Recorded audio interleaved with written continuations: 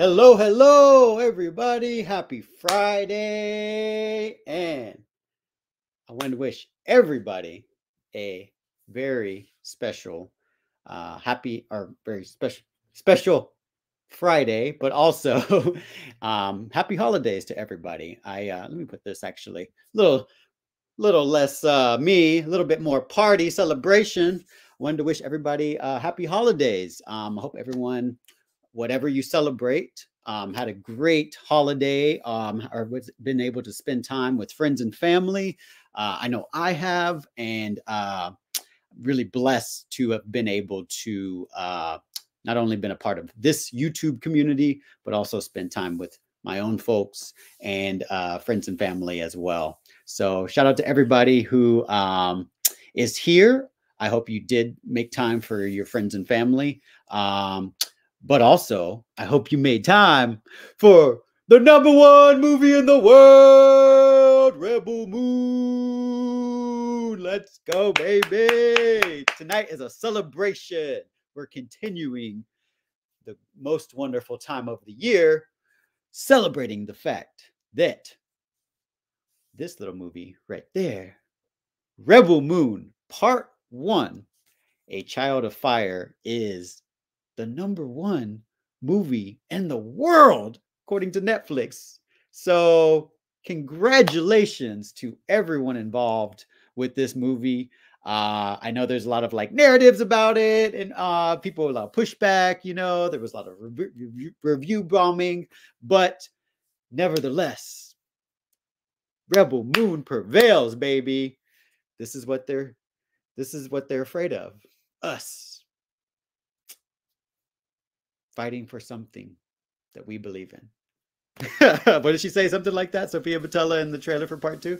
But yeah, we are celebrating tonight, and I thought no better way to celebrate than a Rebel Moon watch party. As you all know, I have told people that I'm not a YouTuber, but ultimately here I am doing YouTube content for everybody. So call me a liar, I guess. Call me a hypocrite. But I just love this movie, and I just wanted to share that with all of you guys, and have a space where we can unite, celebrate the art that we love, talk about it, discuss it, debate about it, but also engage with Netflix. So just wanted to give a shout out to everybody who's here in the chat real quick. I know some people were in here early. I apologize for the delay. We got #1, Dennis Medina is #1 in here. Says, hey, what's going on, Dennis? Let's see. We got DC Talk 82 says, let's go, baby. We're celebrating, right? We are celebrating. I need to actually pour me a drink or something. We need to get the champagne bottle and pop it open, right? I mean, Netflix and Zack Snyder being #1. Shout out to all the cast and crew who were involved in this amazing, potentially Academy Award nominated movie. We'll see. We will see. Fingers crossed. But yeah, thanks for showing up, everyone. What about you? Dennis says, I just saw the news about the extended cut. Yeah, there's been some like back and forth about the extended cut. At first, at one time, it was supposed to come out before part 2. Now I think it's might be pushed back a little bit after part 2. I don't know. We're waiting on confirmation, but I'm just really interested in dissecting part 1, the original cut, because there's a lot. Actually, I've been replaying this movie over and over again, and when I work, actually, like, will listen to it, like listen to the dialogue separately, and I've been finding out some interesting tidbits. If you really pay attention to the actor's performance and the dialogue and the inflection in the voice, there's some interesting things, and kind of, I think, reveals maybe some motivations that are beneath the surface for some characters. So I encourage you to do that. Engage with Rebel Moon as much as you can. Dennis says, it appears my theory about Sam seems to be coming true. Okay. What theory is that? I've been hearing a lot of theories. That's the thing about this movie. There's so much. It's a very dense material, and it's very you can really go deep. Shout out to Peely on this art that is just you know, influenced by so much pop culture and history and religion and the world. And it's really been fun kind of hearing what everybody takes away from the movie after experiencing it. So yeah, let me know what your theory is, Dennis. Sin Havoc says, let's go. Thanks for being here, Sin Havoc. What's up? Yeah, happy Friday to everybody. Just wanted to celebrate with you guys. And we might have some special guests stopping by. I don't know. We'll see. Mama Bear.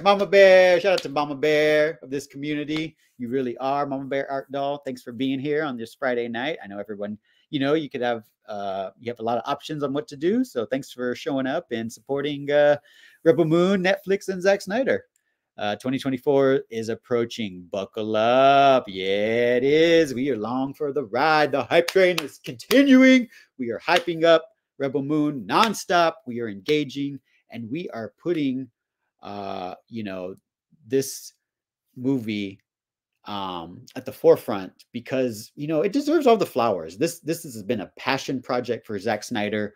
And his cast and crew have been really working hard on it. Netflix has really given this director, this auteur director, really free reign in how he expresses his art. And we should encourage that, right? Like when a platform like Netflix, which is available to people all around the world, gives free reign and unshackles a creative to do whatever they want to do, it kind of shows how passionate that director is in the art that he presents to us, right? I know I experienced it and was blown away. I did not expect to love this movie as much as I did. So shout out to everyone who made it possible. 2024, Dennis says 2024 will be a turning point for my life, I hope. All right. Yeah, it's the time, you know, after the Christmas holiday and New Year's where we start making those resolutions. And, you know, there's the tide is turning. You know, there's stuff about the moon. I don't know if people believe in that. I know I do. But, you know, a full moon just recently happened right on the day that Netflix initial successful numbers for Rebel Moon were released. So everything's kind of culminating and everything's kind of coming full circle, as it were. So it's a good time to make some resolutions, change some things, and, you know, look forward to the future. So shout out to you. Rebel Moon's #1. Yeah, it sure is. And it deserves to be, right? And we're going to keep it #1. That's why we're here. We're going to engage with Netflix. Saw it twice in the first day. All right. Shout out to you. Shout out to everybody who's been replaying it over and over again. Told you the Rebel Moon stories from the old world. Yeah. Oh, we got someone in the chat. Mr. Brett Colbert telling us we are cleared to engage. And that's what we're here to do. Let's go, baby. We are engaging with Netflix. Shout out to Brett for being in the chat. We connected earlier today, and it's been a pleasure. So thank you so much for being here and supporting. We're really excited for the future of Rebel Moon.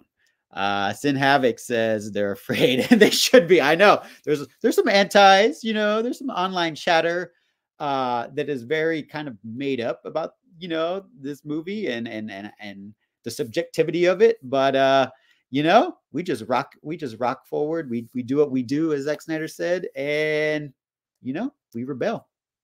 And that's what we're doing here. Suck it. Yeah, suck it. There's false narratives and critics. I know. We don't care about the critics. We just care about art and supporting the art that we love, right? That's what we are here for. Our enemies fight with hate, and we fight for love. That's why we are better. Yeah, shout out to you. There's no debate. Rebel Moon is #1. Yep, it's official. Netflix said it.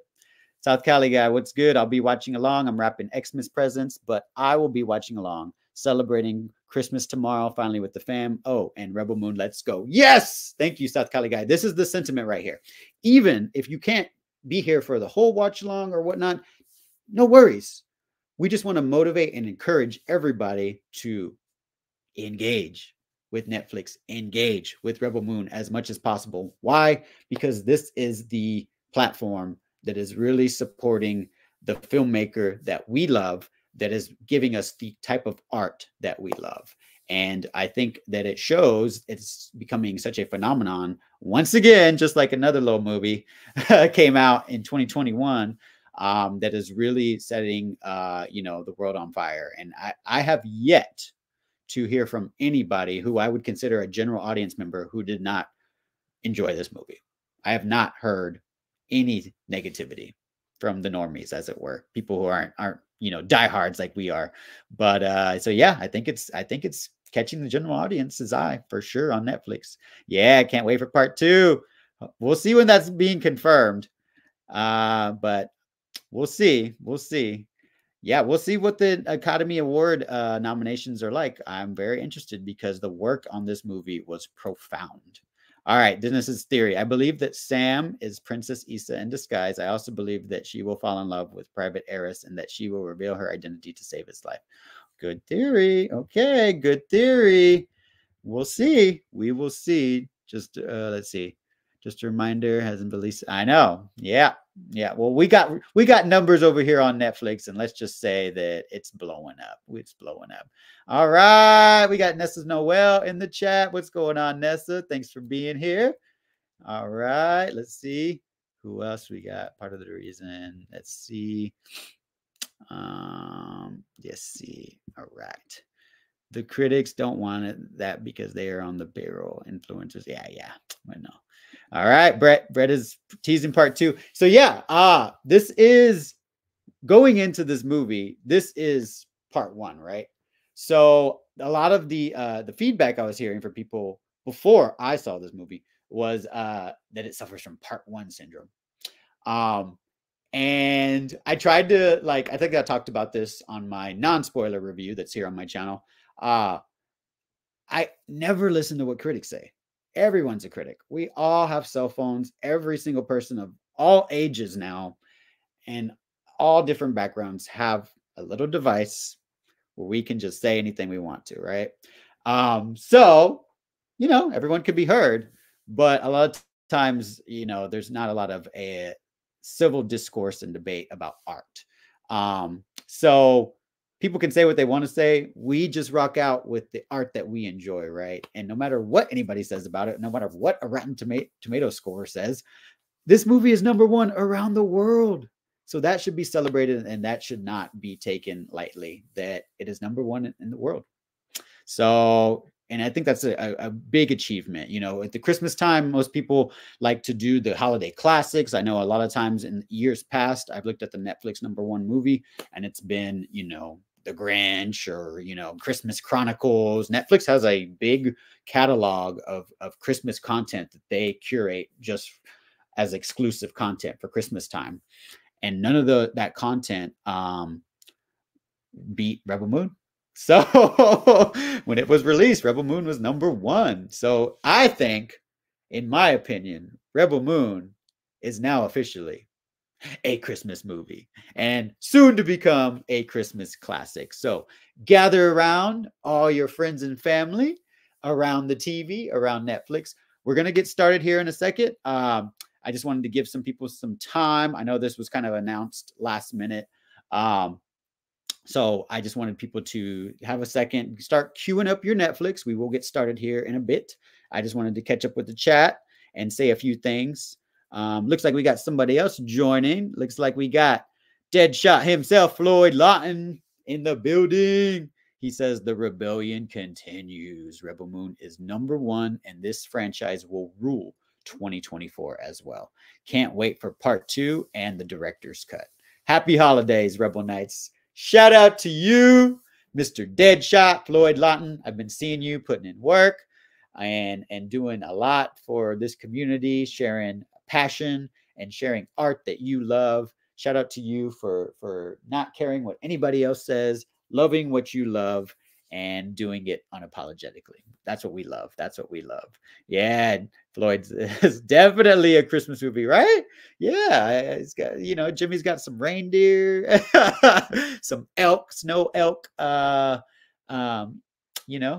No spoilers if you haven't seen this movie. I mean, let's be honest, most of us have seen this movie, right? So this is kind of going to be like a hangout, more or less. I have not really caught up with a lot of the news. Like, I know Ed Screen had an interview. I know Sophia Botella had an interview. I know one of the writers, Kirk Johnstead, I think his name was, that worked on the movie, talked a little bit about the R-rated cut and part 2. If you have any tidbits from any of the news that came out about Rebel Moon recently, drop it in the chat and let me know. I try to keep on top of stuff, but there's a lot in the world. It's information overload. I'm like, oh God, save this article, save this article, save this article. And I like to really dive into articles, because we know how fake narratives can kind of get distorted in this industry. So, I was taught when I got my education, critical thinking skills, and always know the source. Do your own research. Don't just go off of a screenshot or a headline. Look into it yourself, then cross-reference that with multiple other sources. When I started doing my research years in college, it was always about multiple sources, at least 10 credible sources. So you really have to kind of dig deep, and can't take anything at surface level. And I think that we know that by now, right?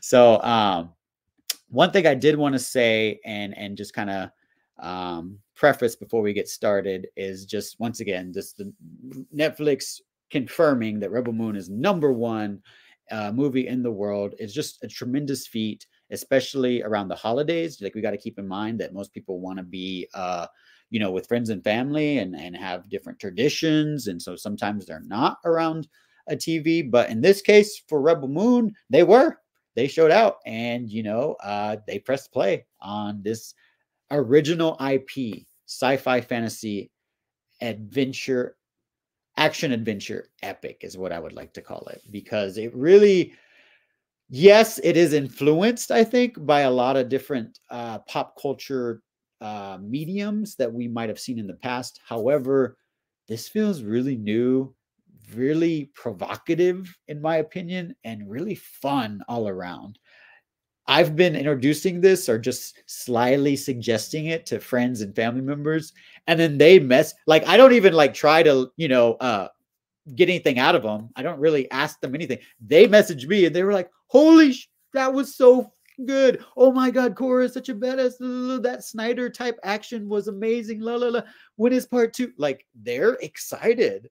And these are people that don't really, they don't really watch they don't actively what is the next Zack Snyder movie. They just watch movies, and they, after the fact, they're like, who directed that? Oh, Zack Snyder, cool. They're casual fans. So this film is setting the imagination on fire, I think, for most people or general audience members, and it's really exciting to see.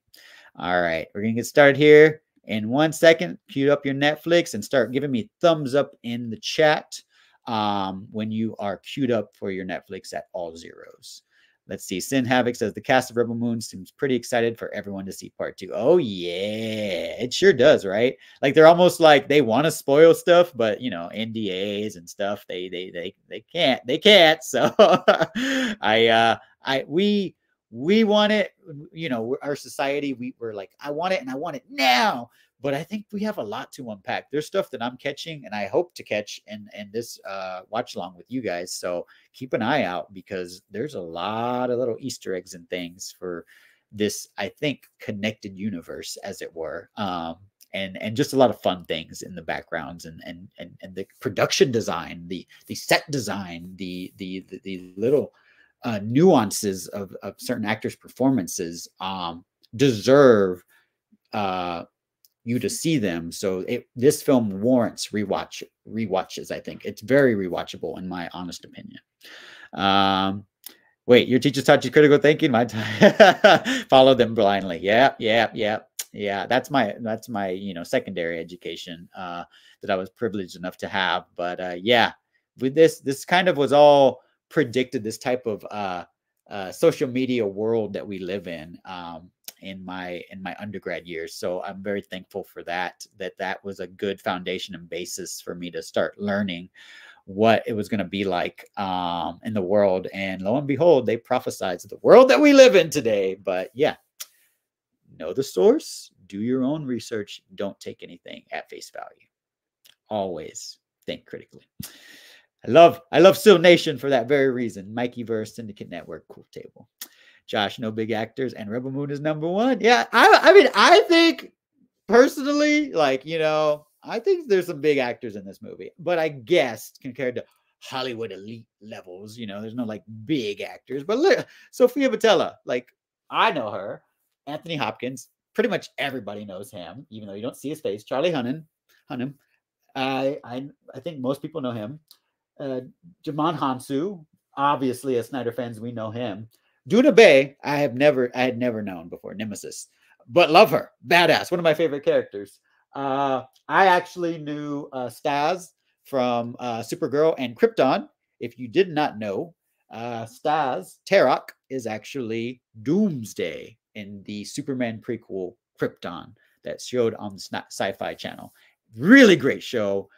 Horribly canceled after season 2, but Doomsday showed up. And I think the original intention was for Doomsday to be, or that the show to be a prequel to Man of Steel, and the way the logo was designed and everything. And then slowly at some point after production, they changed that, and they changed the emblem and all this stuff. But yeah, I think we saw the original Doomsday in season 2, and Staz was that character, Dax Barron. So shout out to Staz. Ray Fisher, of course, we know him. But yeah, a lot of the other people, characters. Oh, and Ed, we know General Atticus Noble. I knew him as Francis, but for the longest time. But I think after this role, like, everyone's gonna know him as General Atticus, or General Atticus Noble of the Motherworld. So shout out to all the actors for amazing performances. Rebel Moon is more like Seven Samurai inspired. Yep, it sure is. It sure is. Richie Lopez in the chat, number 1 in the world. Yes, sir. And we're going to keep it that way. We're going to keep it that way. The movie feels like a mishap of different media, but so was Sin City, and that was awesome. Yep, love Sin City. One of the greatest comic book adaptations, in my opinion. The scribes remember. They always remember. Yep. All right. Looks like we got some thumbs up. Sorry, I've been rambling. I just wanted to make sure we got everybody enough time. I was a little late getting here, so just got some thumbs up. DC Talks 82's ready. Sin Havoc's ready.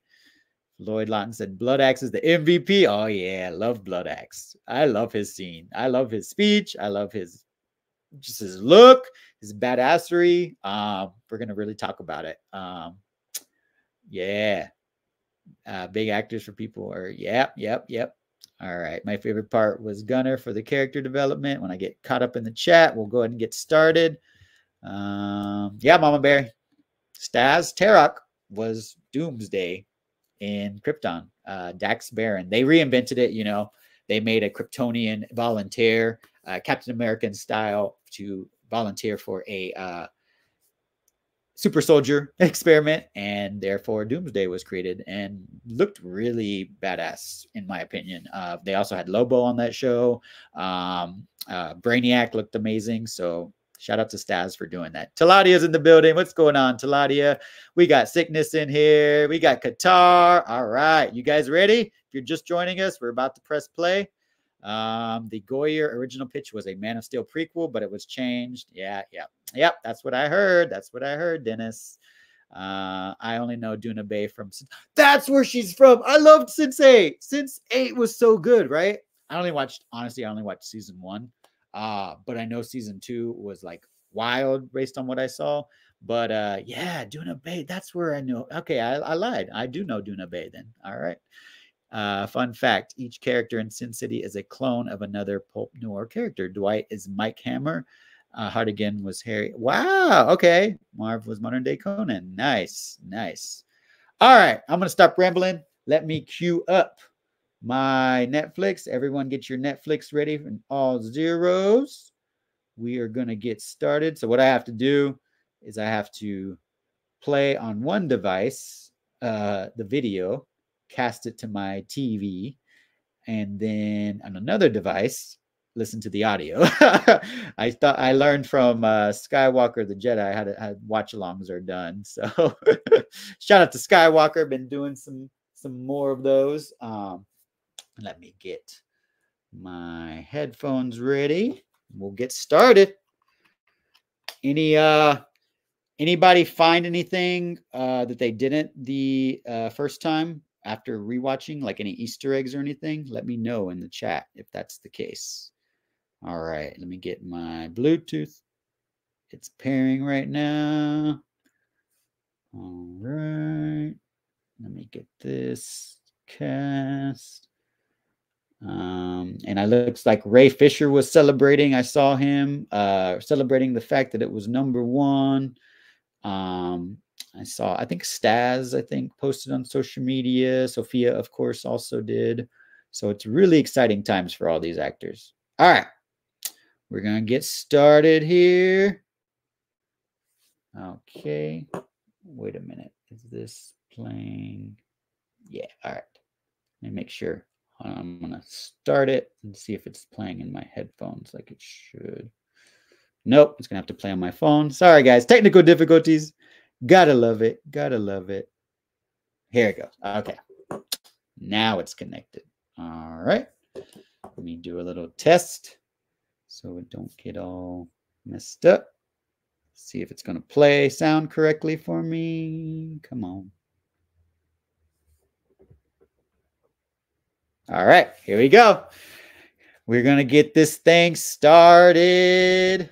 All right. Let me change to the Netflix. Here we go, everybody. We will get started. Let me put you on all zeros. Let me put both devices on all zeros. All right. Is this one playing? This one is like frozen. Sorry. What's going on? Technical difficulties. Here it is. Okay.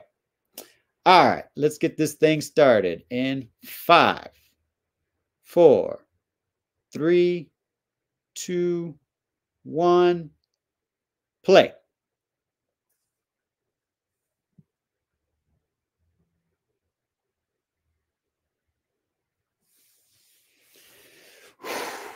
I don't know. So the first time I saw this movie, for anybody who doesn't know or is new here, I was lucky enough to see it theatrically in the city I live in. Not one of the premiere locations, but came out on the 19th, a few days before. So I got to see it early theatrically, and my God, this movie it was made for the big screen. You know, I love seeing it, you know, but on Netflix, but it is a theatrical experience. So for part 2, I think we need the version to be shown theatrically, but I'm enjoying it also on my TV. I have a 55-inch TV. Shout out to Bat Dan, who has a 70-inch, I think, TV.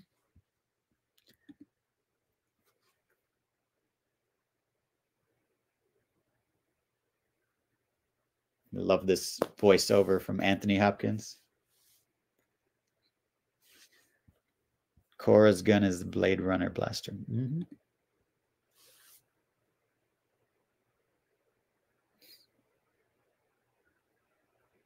Gotta love this voiceover by iconic actor like Anthony Hopkins, right?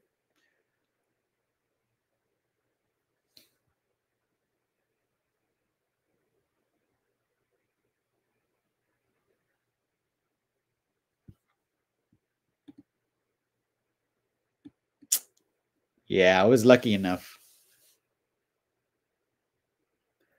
Rebels. Yeah. Shout out to all the rebels who are here engaging with Netflix. All right. We are about a few minutes in so far. I'm seeing the gorgeous view from Velt, the landscape. Gorgeous. I forget what the rings, I forget the planet that here we go. Child of Fire, part 1. So we already know we're in for a joyride, right? It's going to be one hell of a ride, knowing the director, right? And the cast and crew involved that make such amazing art. And I love how tender and sweet this beginning is, right? Like, it's just very peaceful on Belt, the planet Belt, it seems. They're establishing that Korra is a very grounded character in the work she's doing. But she's just very compassionate, right? Running her hands through the dirt very gently, smelling it, examining it, taking her time, putting her heart into her work.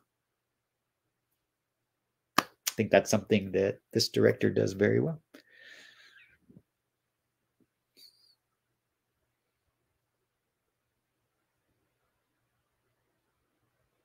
And this music too just kind of sets like a very just like the universe is calm, right, at this moment.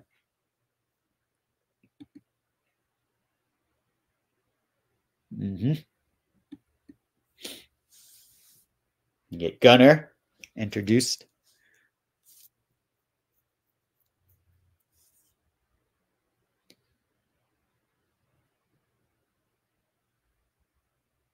So a snow elk.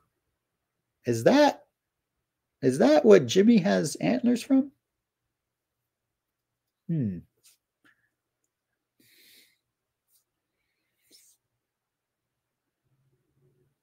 thought. I love this little exchange with Gunner and Korra. You're like, what's the relationship here? It's very interesting, right?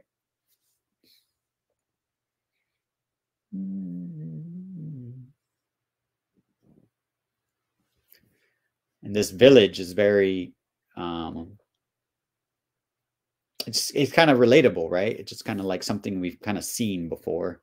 I think it really helps introduce us to this new universe that we're a part of, that we see, and the rip in reality that kind of opens up at the beginning. I love that actor, of course. I don't know how to pronounce his name. I don't want to butcher it, but we know he works with Zack a lot. And we got a Army of Thieves alumni in this as well. We know Zack loves working with the same actors. He loves his cast and crew so much, and he really protects that. So alumni. A tribute is here. An offering. Yeah, they are celebrating the harvest. Yep.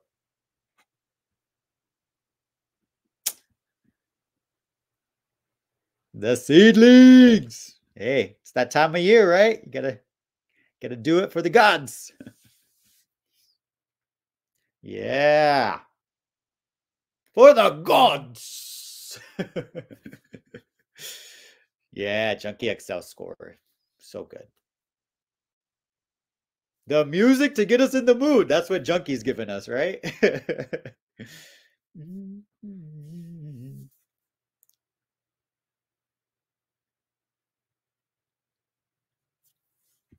Yeah. It's very like it's just like a tradition that they're doing, right? It's just like, hey, we gotta procreate, essentially. We gotta keep our civilization going. So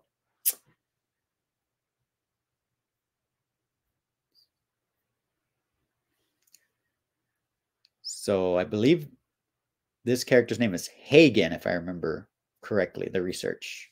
Because in my first few rewatches, I was like, they never say his name, but I believe it's Hagen, who's Korra's talking to. I don't know if that's how you pronounce it. Hagen.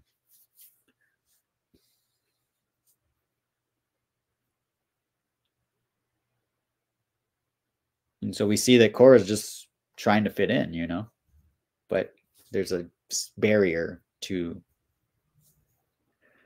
this life that she leads.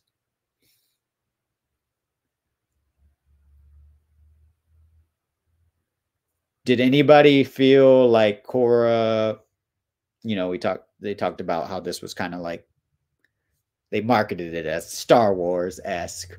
So did anybody think that Korra was similar to Luke Skywalker at all, or no? Because before I saw the movie, that's what I thought. I was like, okay, she's like Luke Skywalker. And then after I saw the movie, I had a different opinion.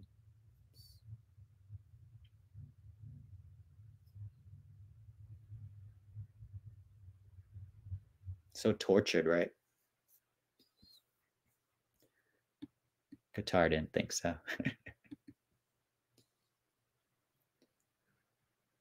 Just a disclaimer.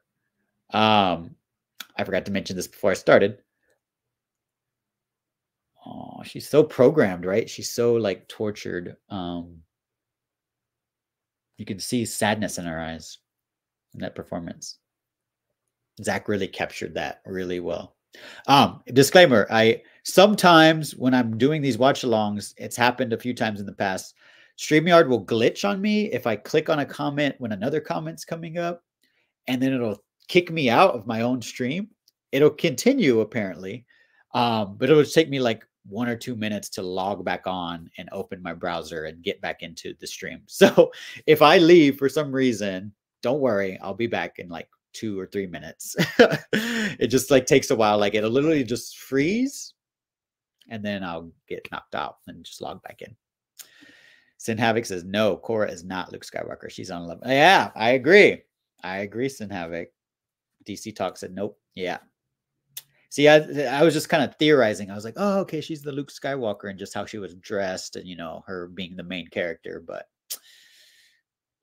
oh, yeah, Qatar said that's how StreamYard works. Okay, so it does that for you too, Qatar. Thanks for, you mentioned that on one of my watch-alongs. So thanks for that feedback. Okay, timestamp that I have, let's see, Dennis, is 9 minutes and 50 seconds right now. See Korra ringing the bell. The bell cannot be unrung. Dung, dung, dung. They've heard it. Ding, ding, ding, ding, ding, ding, ding, ding, ding, ding, ding, ding. Ding, ding, ding, ding, ding, ding, ding. Very symbolic, right? Okay, this scene that's about to come up gave me goosebumps. My first chills and goosebumps. I'll tell you when. Pay attention to this exchange that Gunner's saying.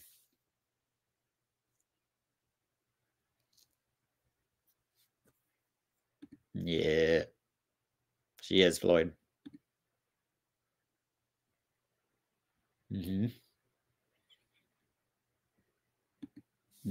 Shared trauma. Interesting. Interesting.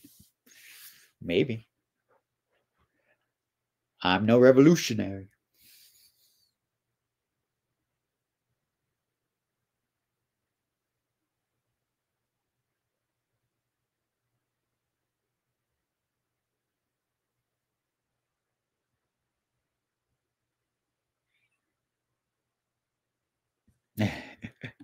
Gunner acts like a businessman.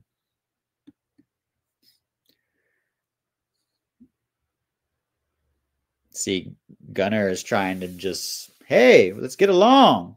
Let's all get along. And Korra's like, no. Hell no. Hell no.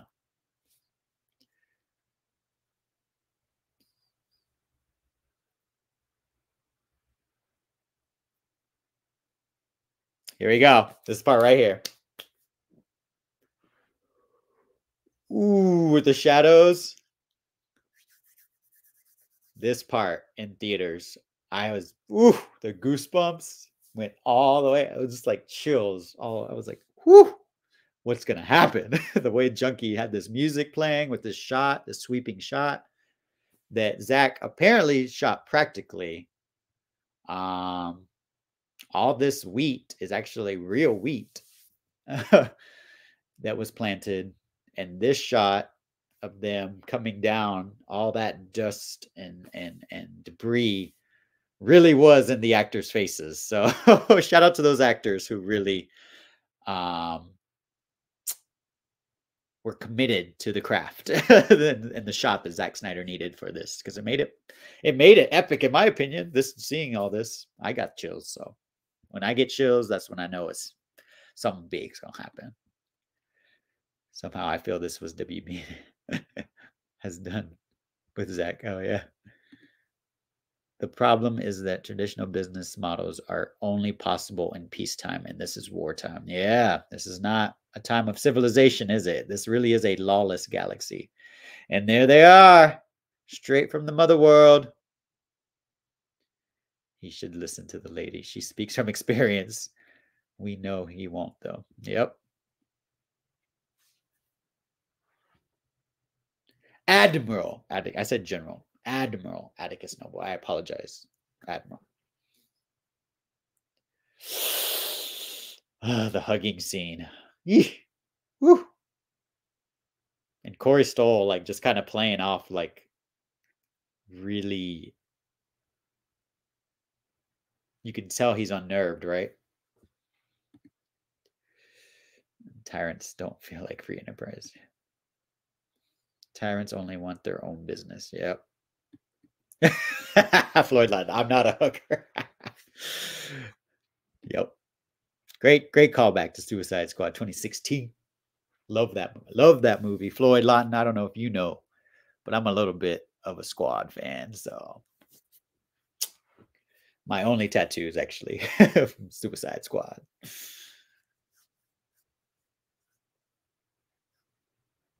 So he's establishing to the mother world what life is like, right? Mama Bear said, "You're getting a huge Floyd. A huge hug from Mama Bear Floyd."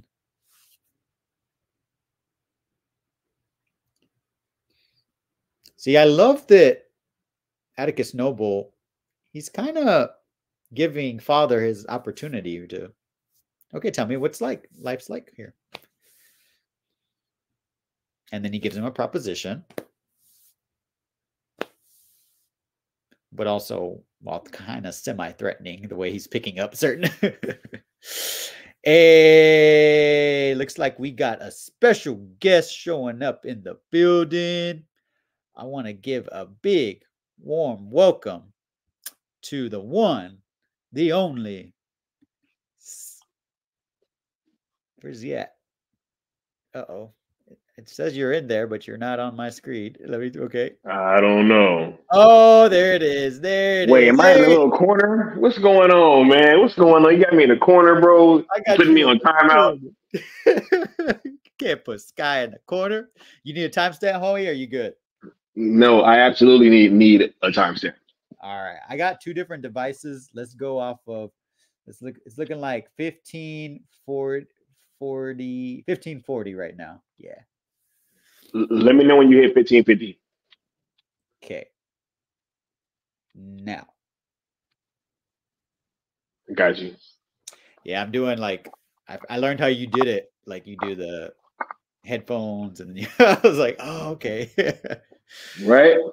How you feeling, man? Yeah. Happy holidays to you. Oh man, where is my headphone case? I am feeling great, yo. Feeling great. Been using these last few days to kind of rest up.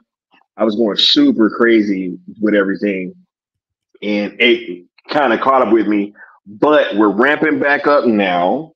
Where's my headphone? We are ramping back up now, and I'm very excited. And I've actually just been really chilling out and watching this movie a whole lot and learning more about it. And I'm just very excited to keep this conversation going because it's a worthwhile one, most definitely. And shout out to you for continuing throughout Christmas, engaging with this movie. You did a watch along, first ever Twitter Spaces watch along. Yeah, I had never heard of anybody doing that, but you know, we're trying to do something different, right? And kind of keep things going in new and creative ways. So yeah, we did that, and that was pretty dope, pretty different, but it was great being able to hear from all the people while we were watching that film. So yeah, absolutely. shout out to you. I was listening to here and there. I couldn't like talk or anything. I had family stuff going on, but shout out to you for doing that for everyone who, you know, needed something to do on Christmas.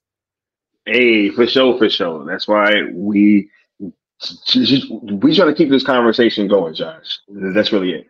Hold on. I'm gonna go off cam for 1 second. I gotta find my headphone case, man. I Yeah, don't know get your where I head. put this thing, bro. You got to I hear don't know the what I did with it. you got to hear this dialogue from your boy Atticus over here and Junkie over here Right? with the tracks. So Hmm. yeah, get those headphones. He's like, no surplus, right? None at all, right? See, he He gives like him none a chance. at all. He gives him a chance, right? He comes in with a proposition, and he's like, "Tell me what life is like," and you over here gonna start lying? Hold on. Hey, but I don't think that he was gonna give him the triple the market value anyway, man. He was just talking. You know what I'm saying? Like, I don't think they was gonna do that. You're I don't right. think they was gonna do that at all, bro. I just like how he kind of that facade. He kind of comes in like, that's okay. I'm one of you. Let's go. We're in this together, and then it turns. Dialogue Hmm. tips you off. When the hat comes off, something about to go down, right? Most definitely, he was like, once he twirled that staff and everything too, it's like, come on, man, like, why is he twirling the staff like that? Yeah. Zach, we knew that was his favorite prop, and from production, from behind the scenes stuff, and I think the scene probably is a little reason why. Oh yeah. There's a lot of power in that, in history. Apparently, the mother world. There's a myth about the creature. It was a giraffe-like creature that the bone came from, and they carved it out of the skeleton of that creature, whatever it is. So maybe we'll learn more about that in the extended cuts or part 2. Yeah, I love that Zach said that. Number 1 movie in the world, period.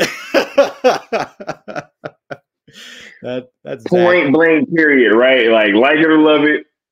You know what I'm saying? It don't matter what you got to say about it. It don't matter how you feel about it.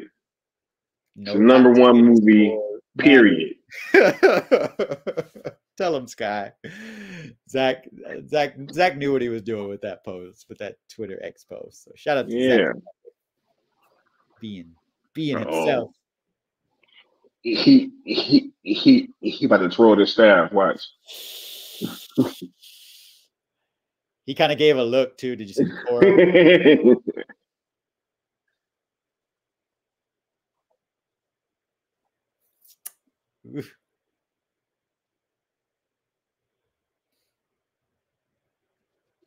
It's fine.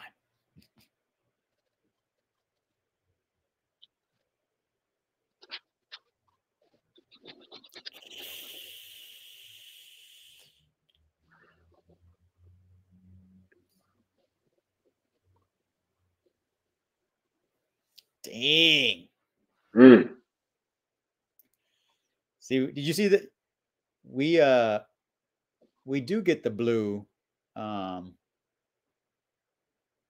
molten sword really quickly there.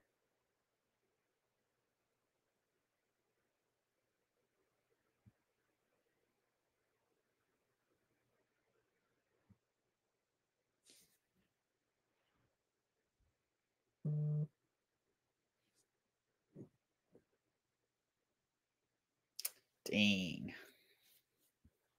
He made a statement.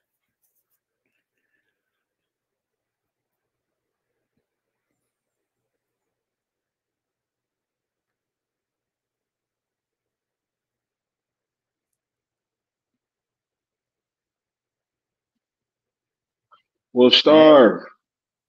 Cora warned him. I want everything.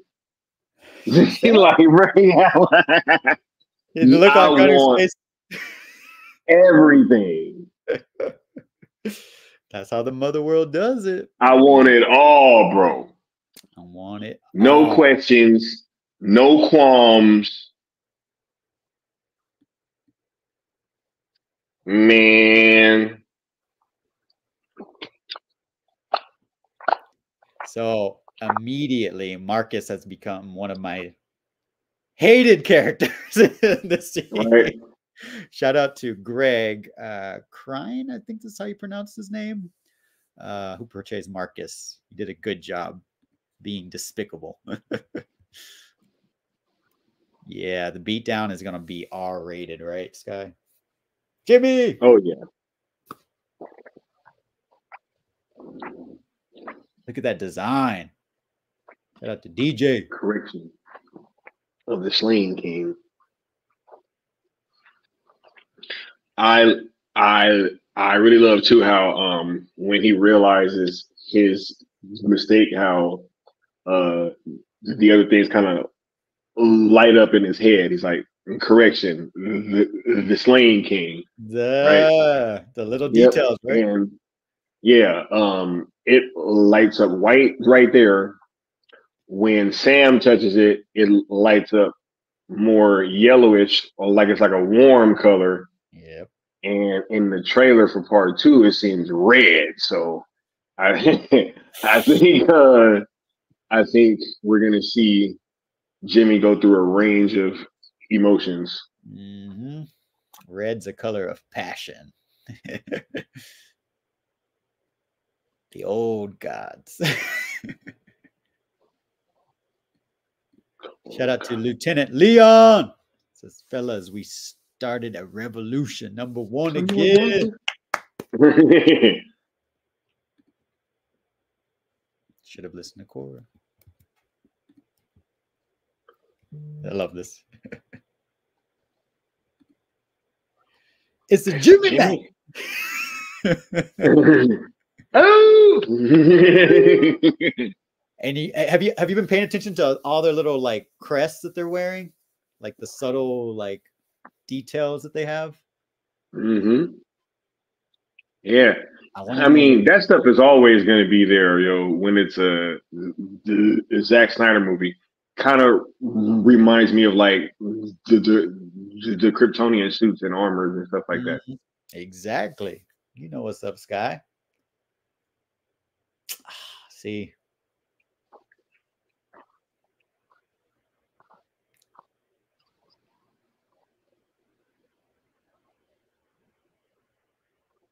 And you feel bad for this thing, this android, you know? Mm-hmm. I mean, especially after that kind of happens, right? Private Air is stepping up. What thing? What are you saying?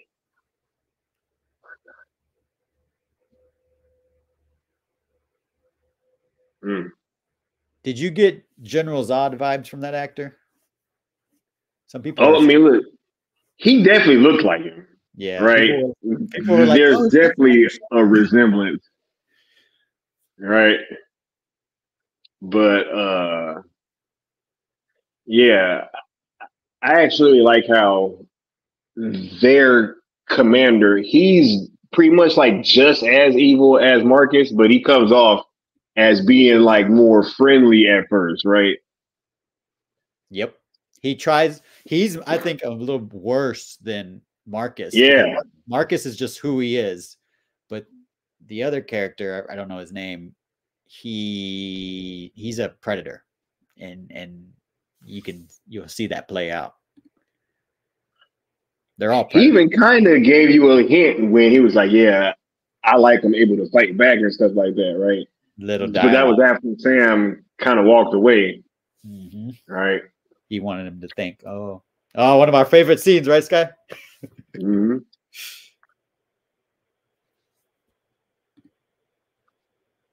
Please.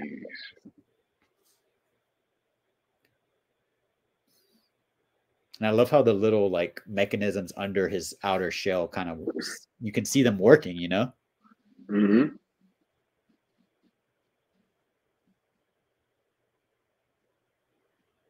Shout out to Anthony Hopkins. Just posted he's 48 years sobered as of today. Amazing. Oh man, that's super dope. Sir Anthony Hopkins.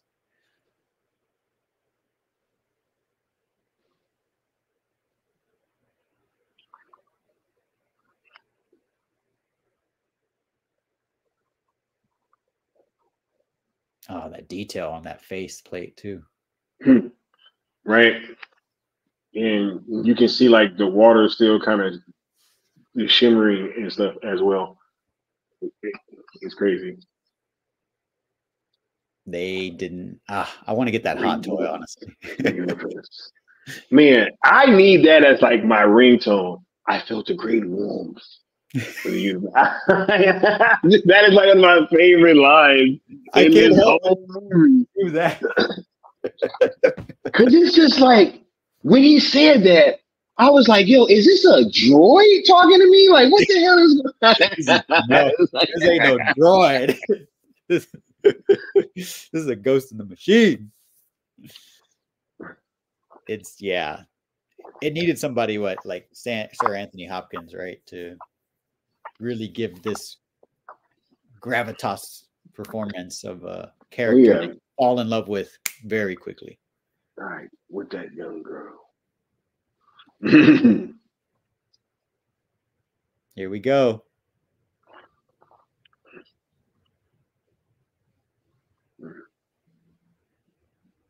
There's some compassion being shown.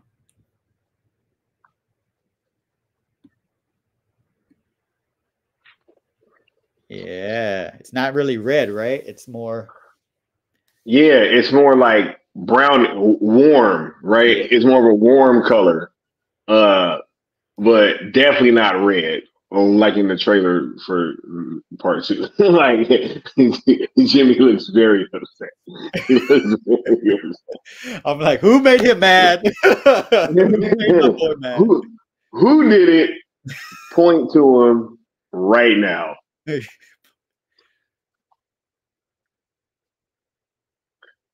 And I hate this. I hate the scene because they're still trying to like. Right. They're gonna need us. Man. It was funny because I was talking with to some people from my job that I had watch this film. They were all talking about how much they hated Gunner when he kind of spoke up. It was like, and I was like, yo, I did too. But yo, it's just funny how much of a 180 that you kind of do by the end of the film. Right. Oh yeah. Brad says, who's ready for part 2? Me. Hey, what's going on? I think we're all ready for part 2, right, Sky? Like, yeah. And shout out to the homie Brett too. We actually ran into him before one of the screenings. That was actually a wonderful moment with Leon and I running into the homie Brett. You know, it was crazy. One of your many screenings of Rebel Moon. Yeah, shout out to definitely. Including I think that was the one after. I mean, the one with the Q&A after, if I'm not mistaken. Okay, yeah. Where Zach and Sophia and Ed were there, right? Yeah. Leon says he's always ready. When your people need you. Mm. You can see she's kind of scared of herself even, right? Yeah. She's scared because she cares. She cares about these people and she wants them to listen. She's like scared of what she knows she has to do, kind of, more or less, I think, in this scene. Brett said, it was. You guys were awesome. Lots of fun. Hey, absolutely. Yeah. Out there watching this Rebel Moon is dope because every time that I see that part, I just think about the fact that I met the homie Brett, and we know who gave the order. Yeah. Just following orders. It's crazy too how they gave the order to shoot with them still on the planet. It's like You know, Hey, they like, yo, do what must be done. yeah. Doing what he was told. Right? Oh, this scene.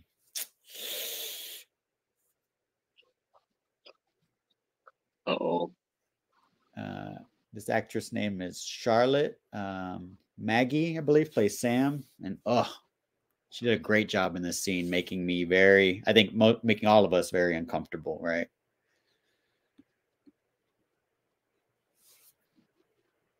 Because of what Marcus and the cronies are trying to do. Mm.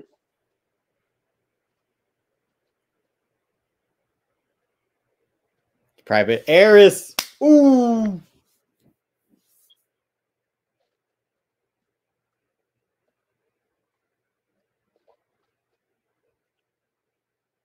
A lot of courage, right?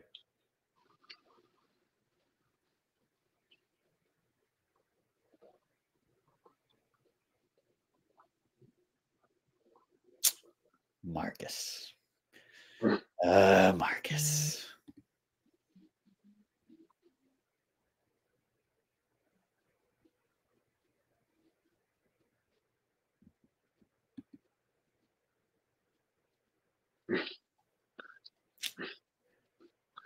He said, "This all sounds nice."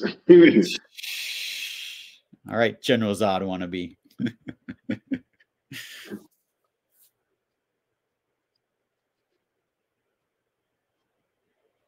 So slimy. Ugh.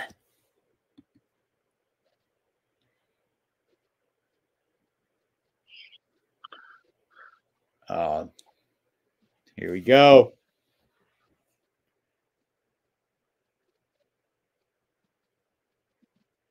You could feel the tension in my theater. I don't know about you, Sky, but I was Oh my everyone was god. like so uncomfortable. Like, what are we about to see? You know, everyone's like, oh shit. And my theater wasn't ready for this. Definitely get her. One person that I had watched this movie that I actually saw earlier today, and she told me, "Oh, I didn't know that there was gonna be all that action in there." I was like, "Hey, see, You're gonna get everything. right? You're gonna get No, Shakespeare with Anthony Hopkins. You're gonna get Slaughter with Sophia Botella. you're gonna get right the warmth of the universe." uh, That she, axe, man. no games. Mm. Ooh, woo. This scene is probably a whole lot worse in the R-rated version too. Oh yeah. You know where they're kind of like, okay, take that out, take that out. And Zack's like, nah, Right? put it in, put it in. She's on. Look, she's engaged. She's engaging like someone like Batman or Wonder Woman, like multiple enemies at once. Yeah. That's what I've been saying about her fighting style that I just love. Like it was so realistic. Um, the way she was fighting and using the environment and leverage and distance and all that stuff, like it was impeccable. Very, very believable. Marcus gonna get his. Mm.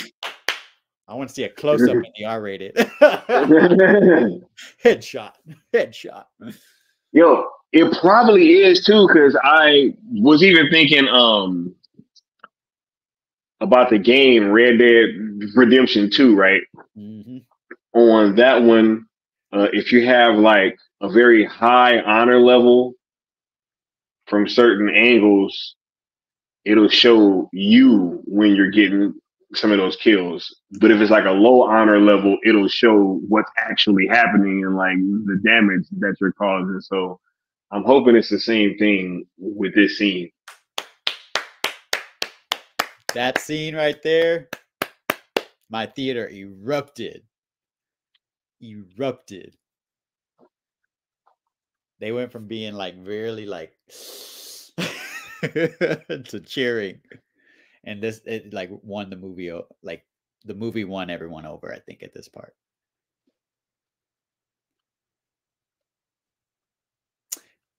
And I had an interview with Good Austin. He thought that he saw Eris shoot and not Jimmy, but I did it like a freeze frame, and I saw, and I was like, no, the blast is definitely from Jimmy. So no, it's definitely from Jimmy. So we're seeing that evolution start in part 1 for Jimmy. The Savage is here. Sophia the Savage is out. Right. I don't think Cora is considering abandoning Sam in this scene. It feels more like she is coming to term with what she needs to do. Yeah, that's kind of what I think, Dennis. The prop. So Private Eris being a true warrior and refusing to deliberately harm an innocent. Yeah. I get the sense that Private Eris is in because I think he's like recruited. It doesn't seem like he really wants to be there, right? In my opinion.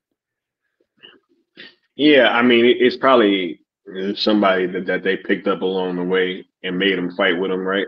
Like Cora, right? In her backstory. Mm-hmm. Okay, Brandon. Okay, Uarti? Okay. Fanis the Zod. Michael Shannon lookalike. Fanis. All right. Thanks, Qatar, for that tidbit. I was wondering what his name was. So Gunner gets himself roped into this sprawling adventure. But I think he was trying to do it. You know, he got involved by good intentions. He was trying to sell surplus and, make some money for the community. Mm-hmm. And because of his mistake that he makes with Father, he now has to be on his own path of redemption, right? Every character is looking for that revenge or redemption. I think most are looking for revenge.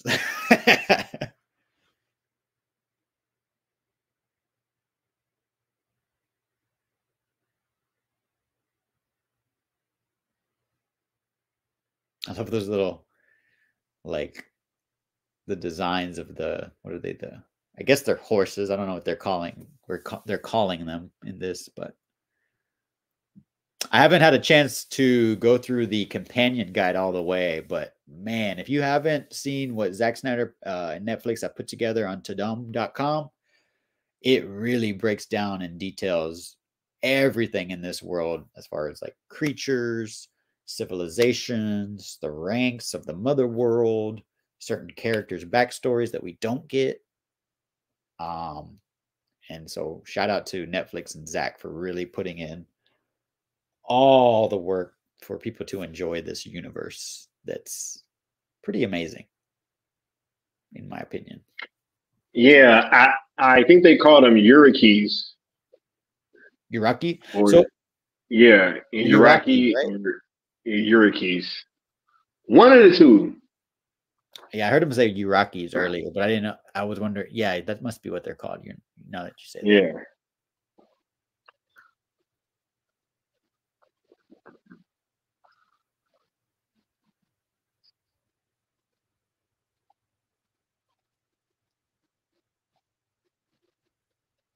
You get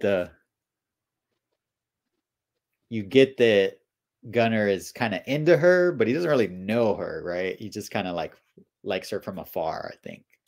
And this journey makes them find out a lot more about each other. There were no terms.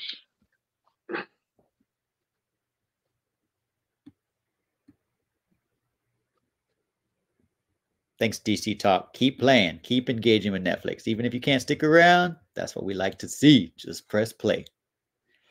Shout out to the good Austin in the building, stopping by to show some love. I've had Rebel Moon on repeat on my TV while working, and afterwards we'll try to catch up if I free up some time soon. Thanks for being here, good Austin. Shout out to you for doing that interview with me on my channel. That was fun.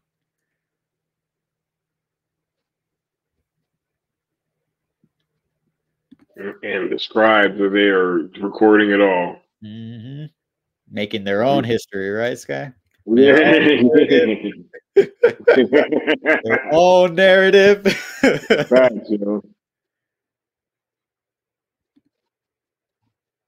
I think that Belisarius knew that her weapon was empty too.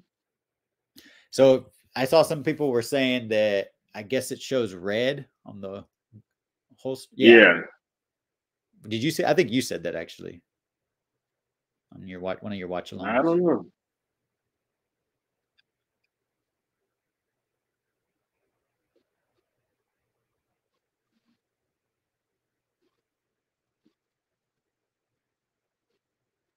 Mm. So he's just messing with her if that's the case. Right? He wants to see if she's capable. So I wonder if Private Heiress has kind of had the same similar initiation. Mm.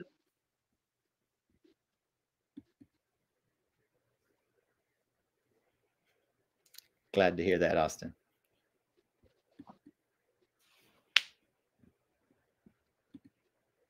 Shouts out to all y'all in the chat as well. Thank you guys for being here and engaging with Netflix, keeping this conversation going.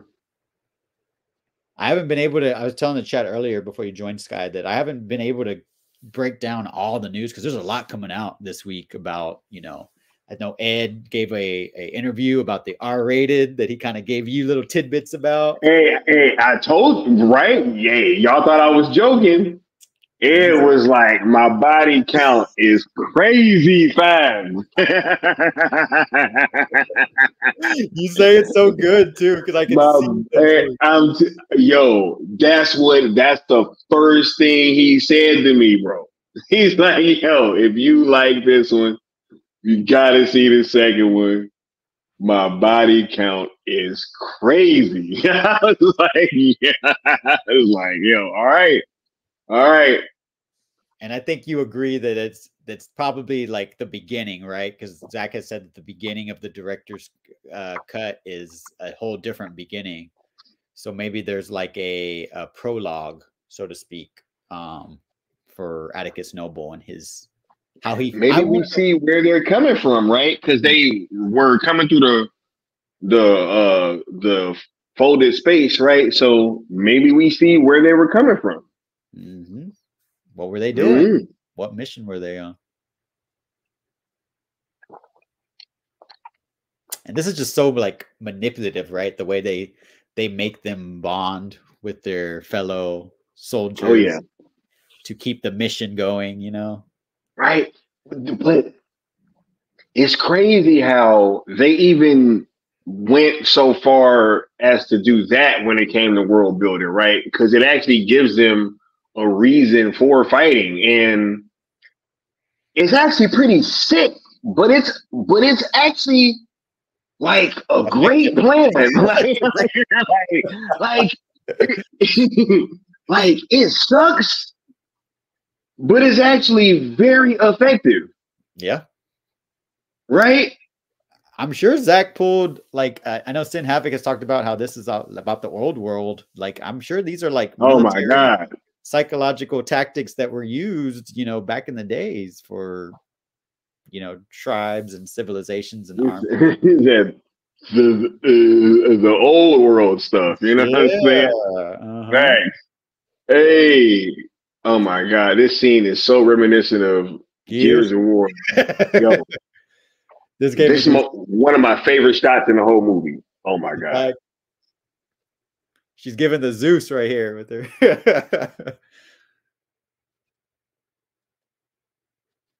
I want a statue of that. Mm. So freaking.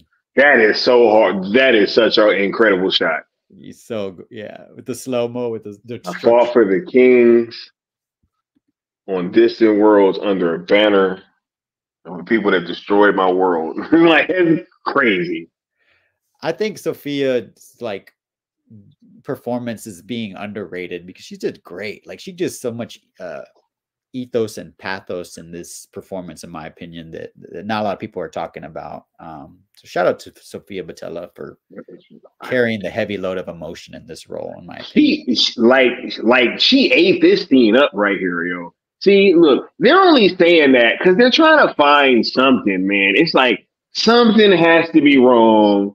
There has to be like, oh my god, oh yeah, like there's all these other cool characters, right? But Sophia didn't do it for me though. It's like, come on now, man. Like everybody brought it, yo. Sophia did a fantastic job. This movie does not work the way that it does if she doesn't carry it the way that she does, yo. So Yep, absolutely not. You're right. All the general audience people that I would consider general audience, like family members and friends, have been like, "Oh, Cora's badass. Like, I love her." Yep, mine too. Let's see. Timestamp is coming up on 48 minutes and 30 seconds. A little after that. So Cora obviously knows Levitica. Yeah. So I'm guessing she's been there before, or she just heard about it, or.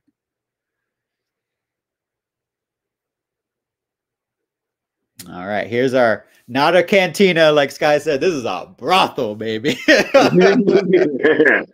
Right. I think that this scene is probably a lot longer too.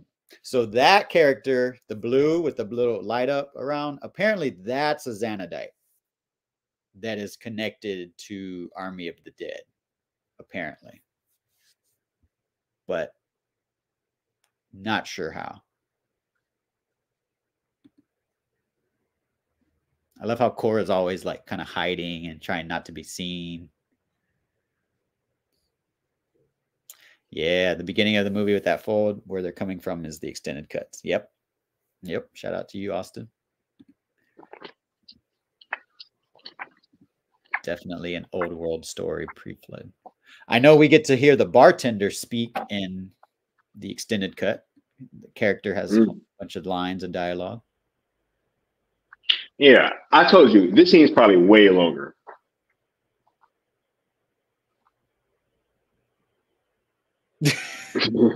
Shout out to Joss Whedon. Right?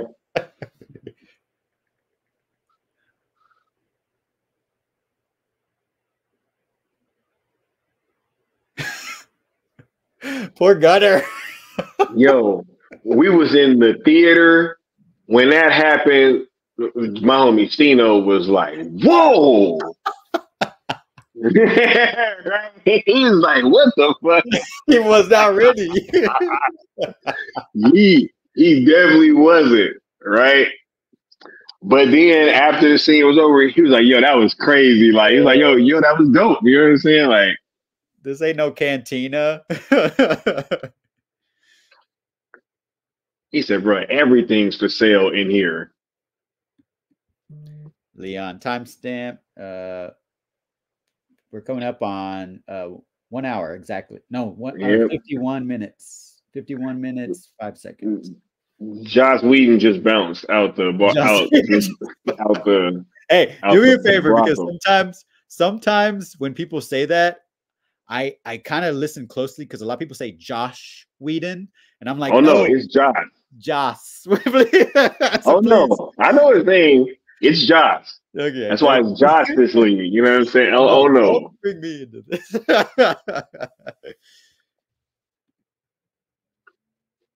This actor did such a great job. At the Battle of Saru. Ooh. I mean, this gives me zombie vibes. Man, I like my theory better, man. I think this is like this looks way more like it came from Army of the Dead, and it's the same color, the blue stuff. And the blue stuff is the same, like the tubes when at the ending with Atticus Noble as well. So, and we know what happens to him. So I think Zach is trying to give us a misdirect. I think, yeah. I don't know, man. Yeah, I don't know. The blue is something, it's not just there. They're catching.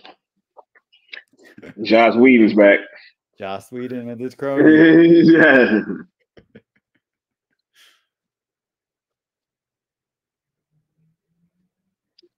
Yeah, this is like total Western vibes right here. 100%. And look at the dudes he's with. He got an eye patch. The other dude's got a little face cover. Total Western music. And Cora's like, let's go. Draw. Like that Black Adam scene.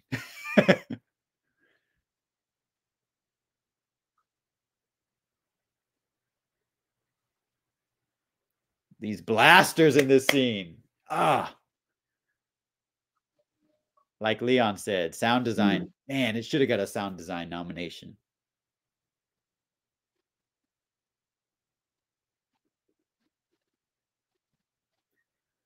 And you talked about the lava that's coming out of the barrel. Like, dang. Yeah. You don't want to get shot one time with those things. Definitely not. Gunner got to put some more weight behind his punches. You understand? Like, that wasn't working on Joss. I mean, Joss Whedon, come on, Gunner. Joss Whedon. That wasn't working on Joss, yo. When I saw that picture, I was like, oh my God. Shout out to whoever made that or put that together.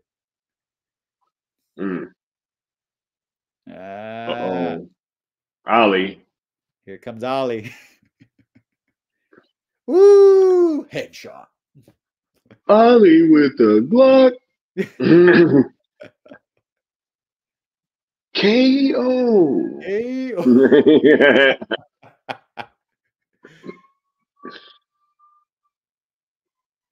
So I love how she sized him up. Like she saw everything with him and she kind of confronts him about it here.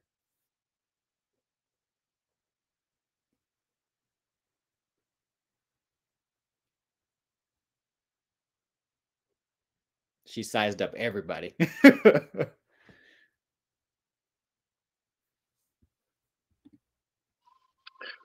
All right. Kai was just lying. You know what I'm saying? Wait. So he talked about the accent. Apparently, a lot of people are asking about it because he's from I believe the UK, and he's doing the Irish Belfast accent. I'm actually Irish, and I've actually been to Belfast, and I think he nailed it. As somebody who's been there, a lot of Game of Thrones episodes were filmed in Belfast. And he's in space. Like, you know what I'm saying? Like, I was hearing, I was like, yo, he's in space, guys. You know what I'm saying? He's not, like, Kai is not from Ireland. Yeah. But he used the face, obviously, and people were like, wait a minute, that's not, and I was like, oh God. Like, I was like, bro, leave he's Ollie not alone. from Ireland. You know what I'm saying? Like, he's not from Ireland. Kai is not from Ireland. They're not from Earth. You know what I'm saying? Like, if the accent sounds a little bit off, they're in space. I'm Irish. I thought he nailed it. So. He's in green. Yeah. I thought that he was fine too, but I was just like, man, even if it was slightly off, like, they're in space, guys. Like, come on now. I thought all the actors, like, I didn't think one actor was like lacking in their performance, honestly. Everybody really took this world seriously, and the level of passion that Zack had for this world was established really well by the way the actors performed and took it all to heart, in my opinion. Oh yeah. Even the ship design. Oh God, here's that. King's Gaze. I want to know what kind of. I wonder where Brett was. You know what I'm saying? When when he was over here smoking hookah Where's Britta? internally. You know what I'm saying? He's so annoyed.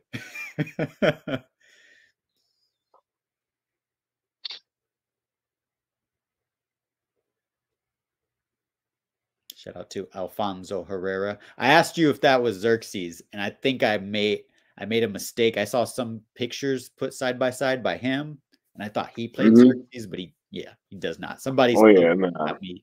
You were like, nah, I they would have,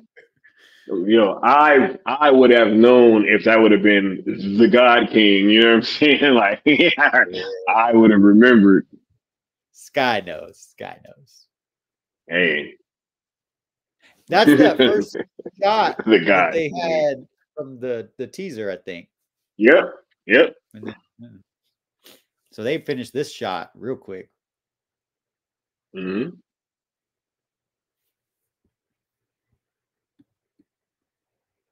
So the bastard from Salderon. Interesting. From Salderon. Shouts out to Ray Porter. Shout out to Darkseid, the Lord. with that Ain't it ominous crazy? pose that Skywalker. Ain't it crazy that he goes from playing Darkseid to this dude? You know what I'm saying? Like Zack's movies. And you would never think. Shout out to you. I think Right. you were taller than the Lord Darkseid himself, if I remember Hey, hey, we know what's up, correctly. Super right? Sky. We had to get that face off. I have You know I have my own pictures of that exchange too from what I'm saying? I saw it. I saw it. I was like, I'm gonna That snap was crazy. the That moment was right crazy. here. Yeah, no, that was super dope. Yes, yes. I looked it up after the fact, Dennis, and I was like, oh yeah, I don't know why I saw somebody post like pictures side by side. So yeah, Brazilian. Bioshock 2, Justified, Rebel Moon. Ray Porter is always memorable. Yes, sir. I actually even saw him on that show, Naomi. I even watched it just for him. He showed up as the main bad guy, and I was like, "That's Darkseid." Do love the gamble. So slimy, right?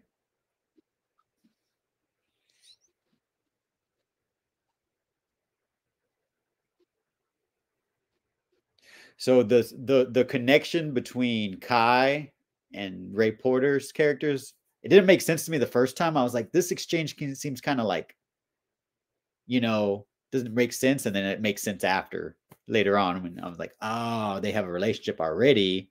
So Kai Mm-hmm. probably, told him ahead of time, like, hey, so it all kind of comes full circle. Right. It all definitely does. Were you familiar with Staz at all as an actor? No, I was not, but he killed it in this film, yo. Especially with this. I'm sure you saw the behind the scenes of what he had to work with in this scene, right? Just like Mm-hmm. literally just like the head. Yeah. And it's very believable. This Banu. You and Leon were asking about him. He's actually Indian and Russian, I believe. Mm.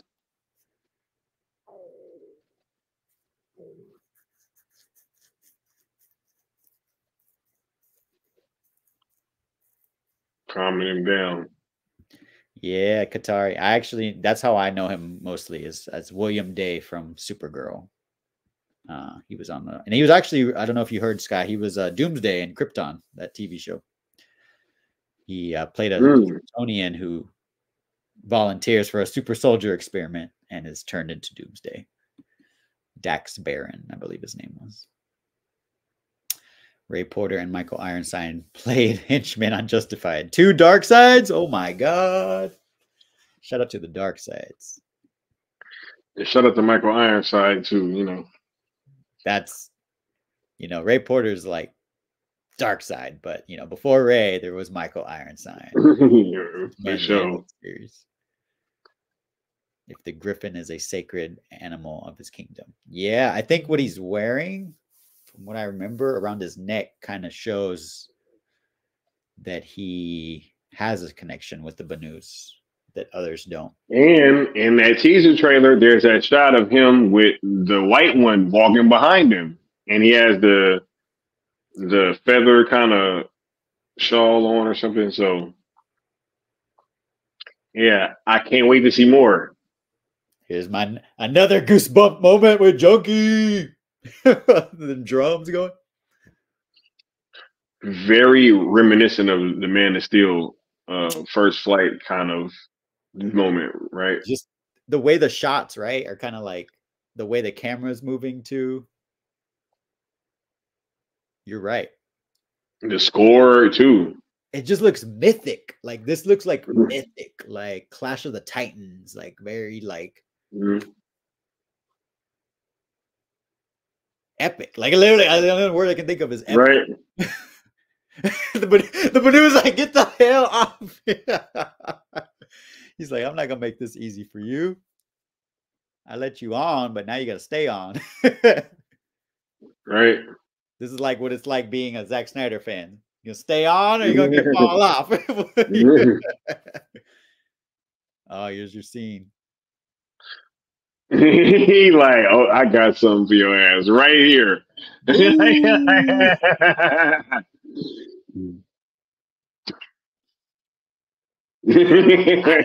I got him. Got it. Get off me, boy. Tarak like, nah. He's keeping up. Tarak is like, let's go.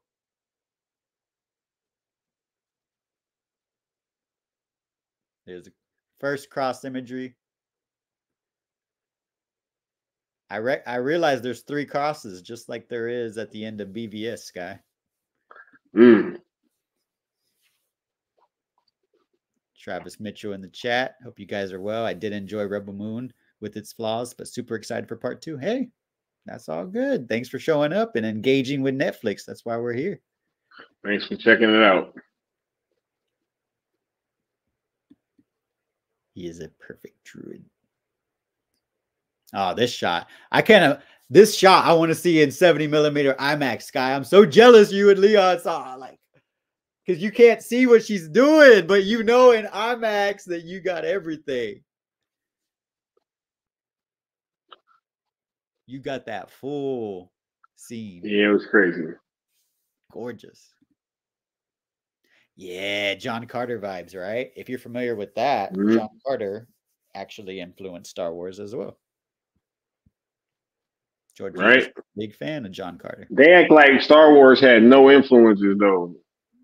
You know what I'm saying? Like nothing influenced. Star Wars was 100% original with nothing with nothing influencing it whatsoever, Josh. Right? Right.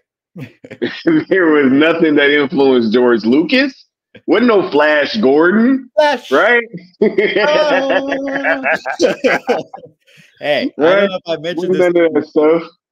When I was a kid, my mom was like, "Oh, you like the Flash?" And I was like, "Yeah, I like the Flash." She's like, "Oh, I got a movie for you. It's about the Flash." I was like, "Okay, cool." Yeah. She brought home Flash Gordon. I was like, "What is that?"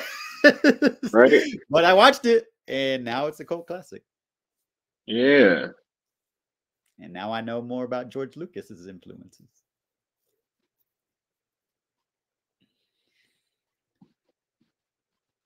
I love how there was respect between the Banu. He's kind of like gave him the little head nod, but not with Darkseid.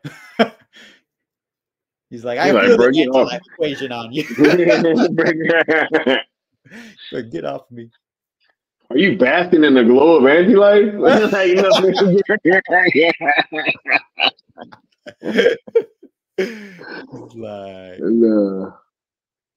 hey, that a gal. Matthew says Rebel Moon Part 1 and Shot of Fire. It is one of my most all-time favorite Netflix's world premiere epic space opera because oh my god, yes, it is in my dream. Yeah. I actually same. I've been hearing a lot of this from people after the next day after I watched it in theaters. I did dream about this movie, no lie. I dreamt about certain scenes, and I've heard a lot of people Oh say yeah. that as well. It really captures the imagination, in my opinion. Did you have that, Sky, at all? Like anything in your head, or did you like? Come on, man. I was ready to hop right back in after I saw this film. Well, yeah, my first experience was a little bit different from all you guys just because I was at the red carpet, John, but like I was trying to process everything that happened that night, man. It was so much, but like this film, it was definitely heavy on my mind ever since I've watched it, and that's why I've watched like I've already seen this movie an ungodly amount of times, like like already. And it shows that you are a true fan, Sky. Like, shout out to you for being here for probably your I don't know 20th time, probably. More than that, bro. I was definitely watching Oh, it like definitely more than that. but like I Oh said, man, this warrants rewatches. There's so many influence. Like this scene in this world, like Nemesis has such an interesting look and demeanor in this world. right? Did you watch Sense8, the Netflix TV show? No, I did not. I didn't know. I was talking about the poster and I was like, oh, I don't know Duna Bay, but she was in that series and I watched season 1. So I guess I did. I forgot about her in that show because it's been so long, but she makes a presence in this scene for sure. The way that water looked and her reflection taking off that hat, so cool. The hat in and of itself speaks volumes.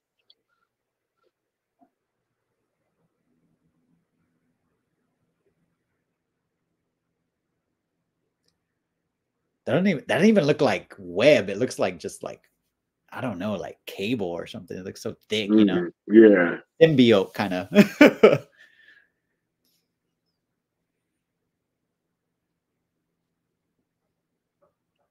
Mm. Yeah.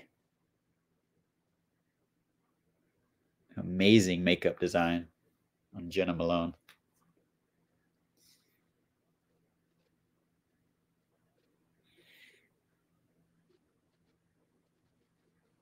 She's trying to reason with her, right? Mm-hmm.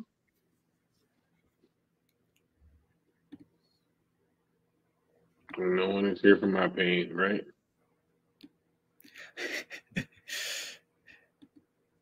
Dennis says Walter Hamada is here. Walter Harmada.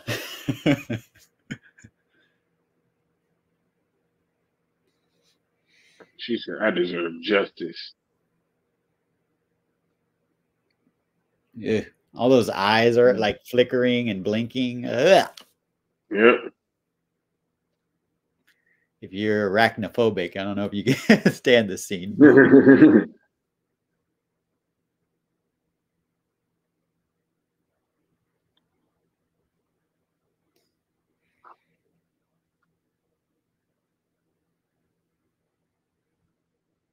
So she just wants revenge. Every character wants revenge, man. The music. Hey, she tried to give her a way out.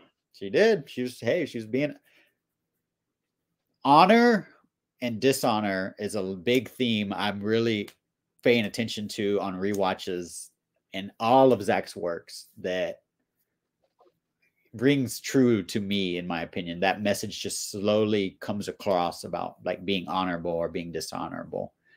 And Nemesis is obviously an honorable character.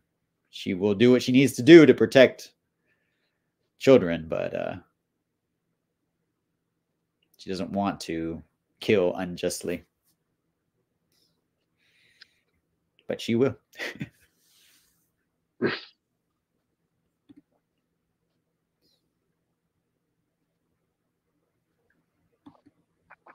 This is where Gunner first starts to. Yeah, he gets involved, right? Right, yeah.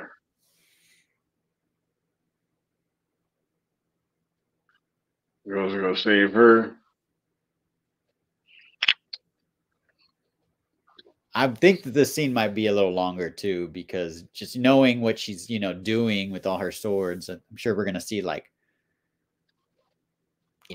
spider sap coming out of them limbs, kind of stuff.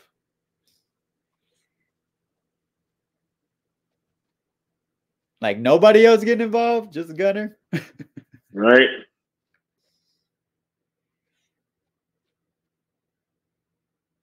Ah, yeah. I think if I heard correctly, Sky might have a pre-order for some of these or something. Hey,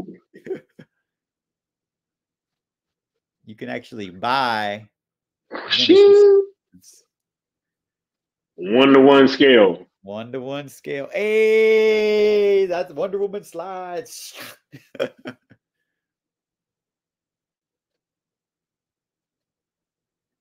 And she's so like smooth with it, like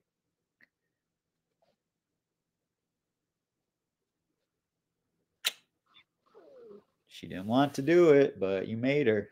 Had to. Had to be done.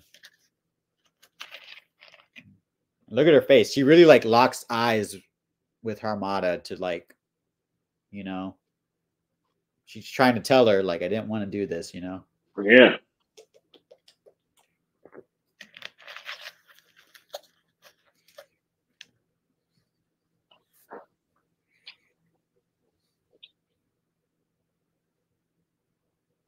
There is no honor in that.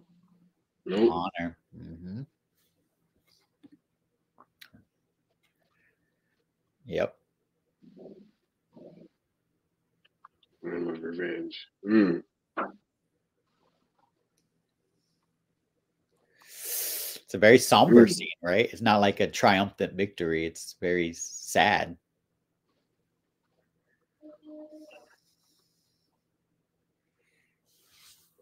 Yeah, Very somber indeed.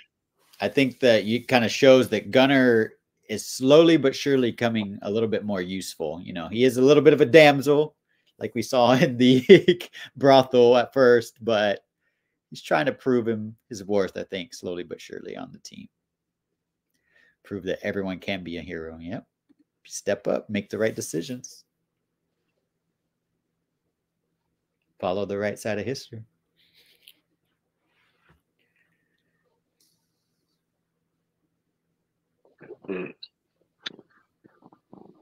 So obviously all these quiet moments we have with Cora and Gunner, I think when we see the trailer for part 2, it's kind of like, oh, there it is.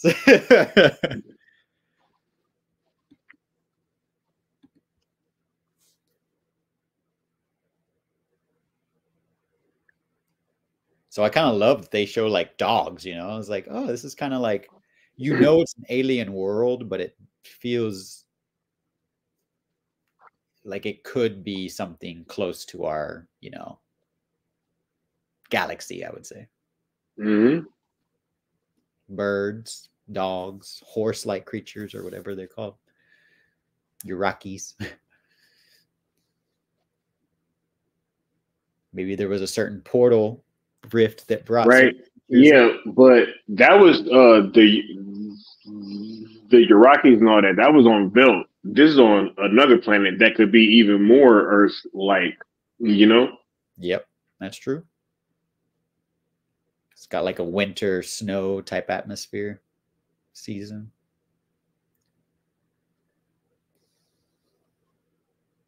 I love her haircut like that. She looks so sexy like that. Like, badass, but still beautiful. More cross imagery. Most definitely.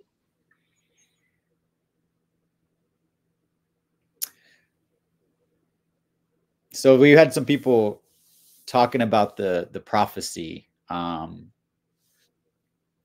people were believing that Sam is Issa. and just not saying, just keeping it hidden. What do you think, Sky? Do you have any predictions or? Yeah, I've kind of spoke on that. I don't think Sam is Issa. I think that's a red herring, right? Yeah, I think that they definitely look similar, but I think that whatever happened with Issa is being hidden, and That's the I don't think scribe. that right. Yeah, and I don't think that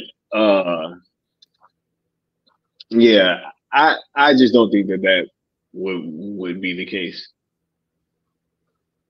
We can talk about theories and speculation at the end. Ah, there he is, the king. The correction, the slain king. The Slain King. I think we'll get more in part 2 from what I think Carrie said in interviews. Oh, yeah. So we'll get some. We're gonna get flashbacks for sure. Several characters. Mama Bear said, "Oh, I needed Josh around when I had a pixie cut." Hey, I'd love to see that, Mama Bear. I think it can be a red herring, but I don't see another alternative besides Issa dying. I have an alternative, and I'll mention that at the end of the stream. I have a theory myself. I think Korra had a hand in the killing of Issa, but I could be wrong. Pollux, one of my favorite planets.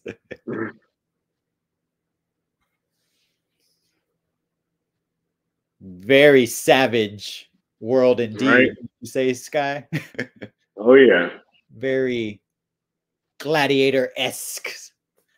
Very Greek inspired, I would say.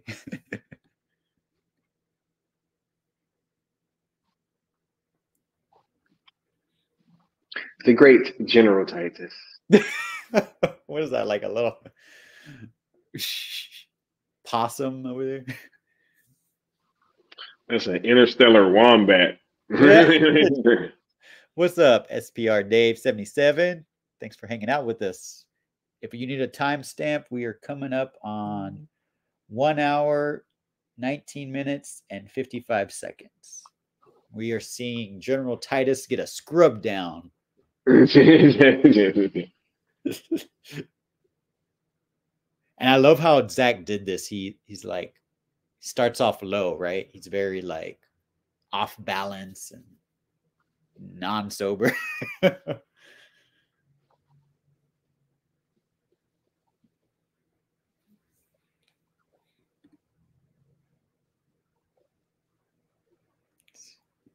I love this exchange. This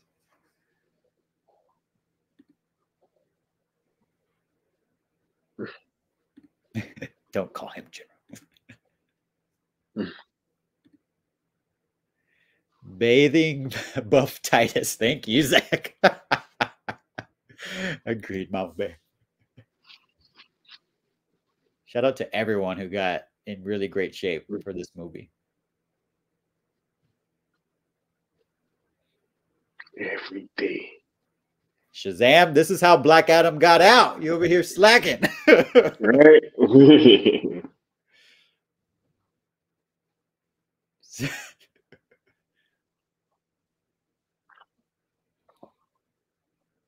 I have no right of privilege.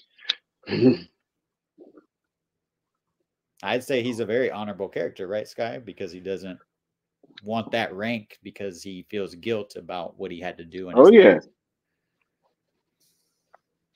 Look at his tears in his eyes. Oh God. Such a great, like, I know we didn't get a lot of him, but this little bit of his performance just kind of won me over as a character that I'm like, oh yeah. Come on, I want to see you rise up, baby.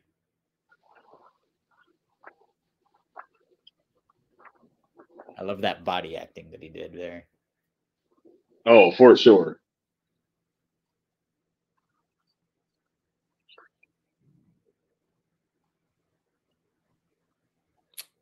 Loved like the little details, how the ships enter the cargo hold.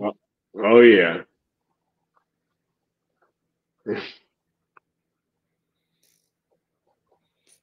Yeah, these spider type devices, man. I'm sure there's like names for all these little torture devices that they have. Yeah, I think that they had one in that companion guide. I need to go through it when I get some time to just like really. I read through like the first half, and I was like, shit, there's like 20 more things to read. No, it's super dope. It's like super intricate and like in thorough detail. So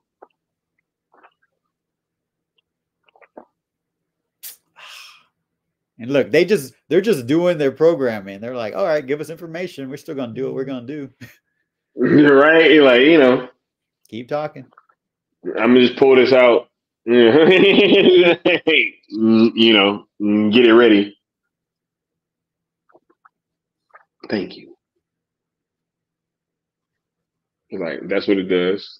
I'm gonna reload it right in front of you, and then start walking behind you while I'm staring at you.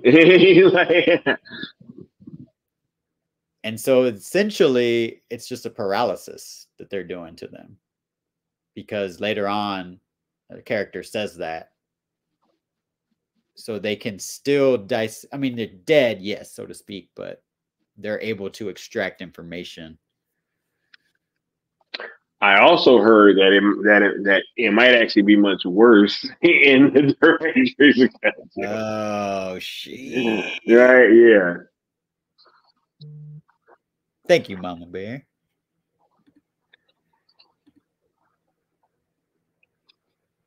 Let's see.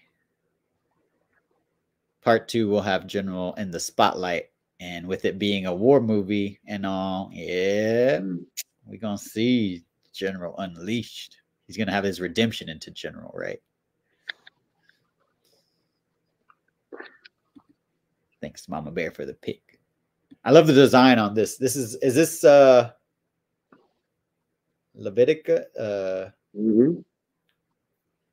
King Levitica, right? Mm-hmm.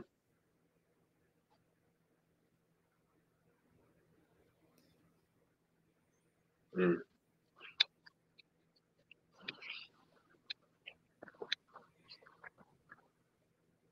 Almost like I'll a be right back. squid type creature.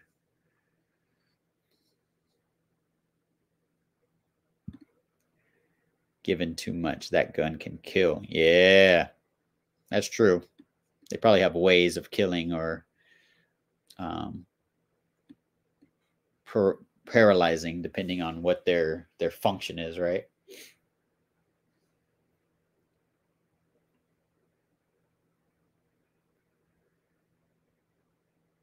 Man, look at that! Look at that fleet of ships. This is definitely an army coming in.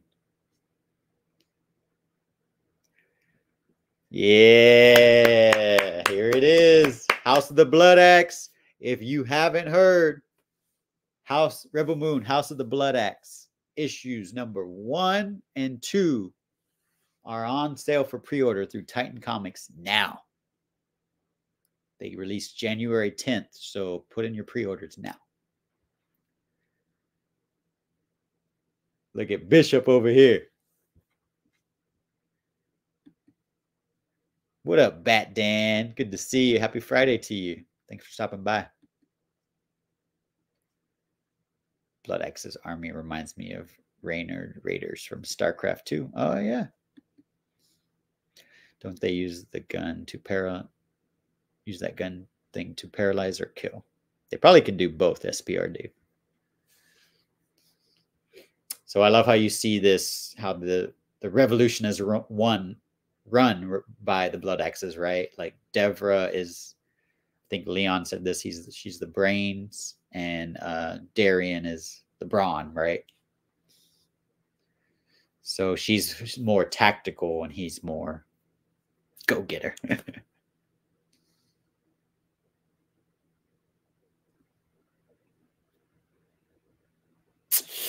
The King's Gaze. Uh-oh. Yes, SPR Dave, the comics are prequels, I'm pretty sure. I'm not sure if they will be fast forwarding, but I believe there's either 4 or 6 issues. I think there might be 6. I'm not sure. But issues 1 and 2 are available. They come out January 10th. Your revolution. She's got a point, right? Gunnar was just trying to help them, but also Right. help the community, right, Scott? For sure. Man, I actually got to dip out of here, but I wanted to make some quick announcements real quick. For sure. While we're watching this film, we will be having a Zack Snyder's Sale Movement closeout stream on Sunday for 2023. All right. So, and make sure that you guys are tuned in. We will be doing like some giveaways and closing out the year in a very strong way here. Keeping this conversation going with you guys and just making sure that we're giving back in new and dope ways, yo. I'm very excited about 2024 and the prospects of what could possibly be taking place.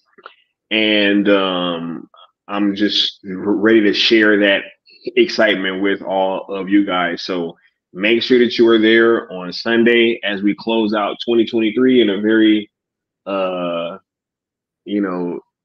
hashtag sale manner, right? We're going to be doing what we normally do, which is having a great time and putting out this news and information and just really keeping this conversation going with you guys and surrounding Zack, Rebel Moon, and the sale movement in general. So I can't wait to see you guys as we close this year on out with our Sunday stream.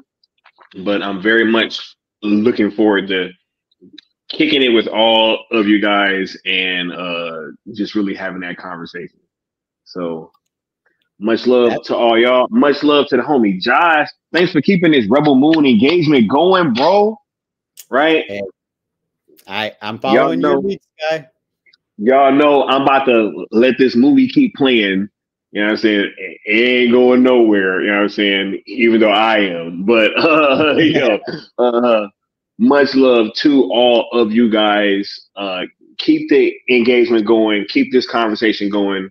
And keep spreading the word in real life. Do not allow none of this internet stuff to deter you guys from getting the word out there about this film. Like, yo, I was just getting a facial earlier, and I was in there talking to everybody about this movie. I was like, yo, if y'all want to do me a favor, watch Rebel Moon on Netflix. And I was like, oh, like, what's that? And I'm telling them why they should watch it and what it is. And I'm like, yo, just go to the movies and go pick what's on number 1. Right? I was over there flexing. I was like, yo, just go to the movies and go to number 1 and watch it.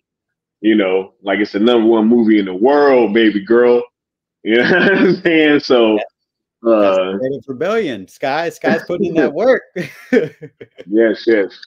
Keep this conversation going. Much love to all of you guys. And thank you for having me here, Josh. It's always a pleasure, bro. Thanks for stopping by, Skywalker. We appreciate you showing up. Good to see you. Happy Friday to you. Much love. Y'all have a good one. Peace, Skywalker. We're seeing Kai and Cora on the cargo hold. Very exciting news, guys. We got a little announcement that we're going to have a little New Year's party coming up. I guess that's going to be on Skywalker the Jedi's channel. I'm pretty sure. So at the bottom of this ticker is all the Cool Table, the Syndicate Network's handles. So check those out on Twitter X, and I'm sure he will drop the information soon on when that stream is going to take place. That's really exciting. All right, give me one.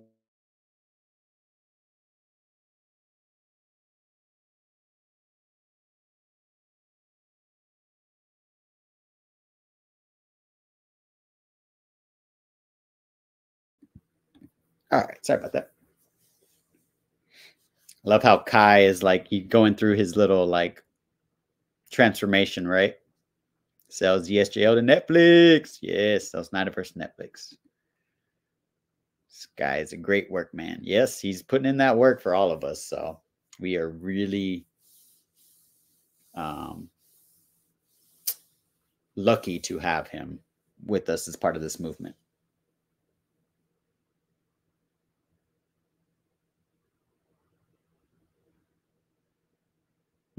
So charming. That accent makes him so charming, right?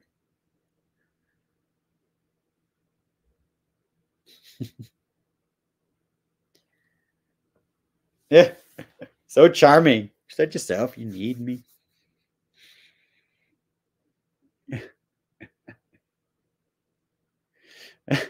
He's like, it doesn't make me one of the good guys.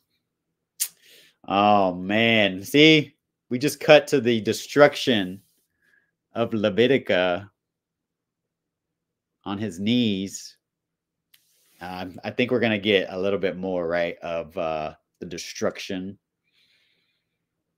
that had happened in this scene.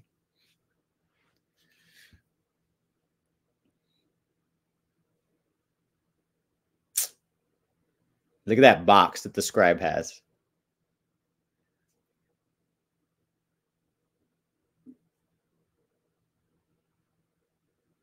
Honor and charity. I love this line.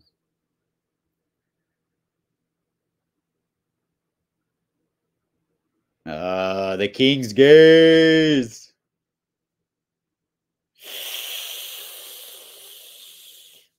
Ominously hanging above. We've seen that ship over and over again, and now we're going to see why it keeps showing up. Charity, I do not. Slaughtered by his charity.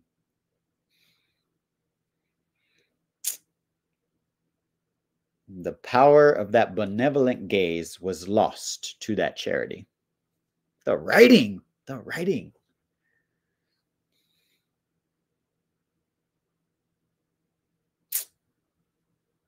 wonder what that tattoo that he has. Ooh, that was a home run right there. Eesh.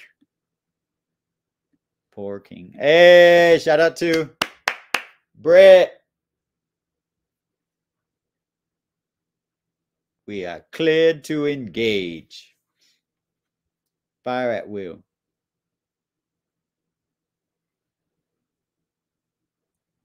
Oh man, the scribes are like, "Oh, let me get out of here. Let me get out of here." Right? It's a great line, right? We all know Zack can't tell a story, right? Right. SPR Dave knows what's up. All those antis. Look at that destruction, man. 2 blasts from the King's gaze, and that planet is done. That planet is tapped out. Well, since Skywalker made an announcement, I will also make a little mini announcement that actually this is going to be my last stream of the year for multiple reasons, but I will be popping up on some other streams. So I will mention that later on after the movie ends. So now we are at a unregistered trade depot. Gondovala. Is that how you pronounce it? So I didn't ask Sky this, but the creature they're about to see, do y'all remember Raphael? I have a feeling that that creature is Raphael. That's my theory anyways. Happy New Year to you, SPR Dave. I said before the stream started, I wanted to wish everyone happy holidays, however you celebrate. If you don't celebrate, I just hope that you've had, a good year and really taken the time to reflect and regroup, take care of your friends and loved ones, and get ready for a new cycle because 2024 is almost here. And big things are coming. Trust me. Big things are coming. Yeah.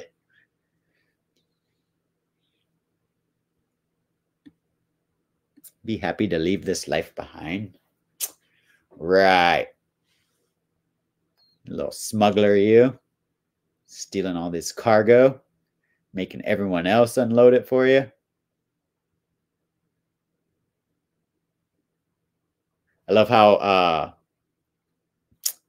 the face, the war paint of the blood axes is kind of all the same, but with Deborah and Darian, they got their unique kind of rank with the war paint. So I think Raphael is the character. Just I don't know this, but he plays a character called Streep, and I think it's him in the yellow vest, that creature. Because when Skywalker interviewed him during the premiere, he talked about he couldn't talk to say, but he has like a Batman cowl. So I imagine that underneath that makeup, he had to have like something, like if you look at it, it kind of maybe looks like a cowl probably underneath it to get that shape of that alien face. Ooh, a little subtle shrug, right? And a little, hey.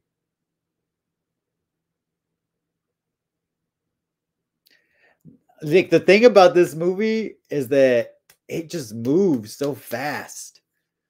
And I'm like, holy crap. What's happening now? Like there's always something interesting to like kind of look at or dissect or have your imagination captured by. Oh man. Cora. She stepped in it. She stepped in it.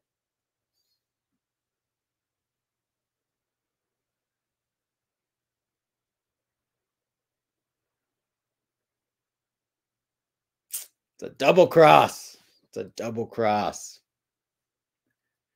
On your knees.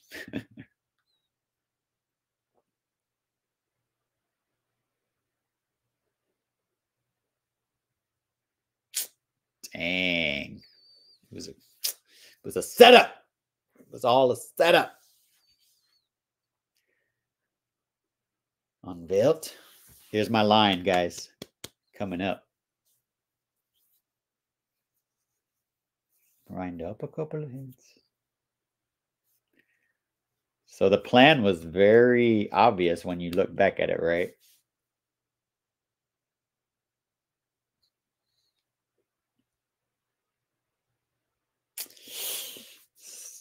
So General Titus is the big prize for Kai.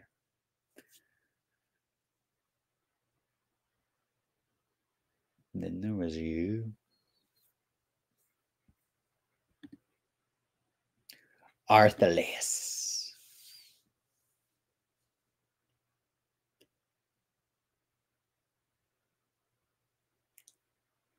They didn't just destroy it.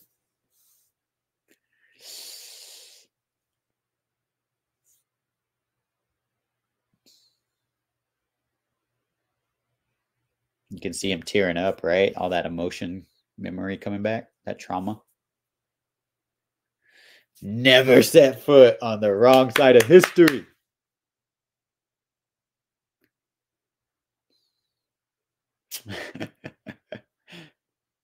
What happened to honor? What did happen to it? Kai. So I'll be honest. I knew that Kai was going to be a turncoat. I just knew. If you watched Bat Dan's Space-tastic discussions, I hinted about it because I know Zack Snyder likes to subvert expectations. And when I talked about Kai, I was like, I have a feeling instead of Han Solo, he's going to go a different route. And what I was meaning is that he's not going to be Han Solo, a smuggler who turns good. He's going to be a smuggler who goes all bad.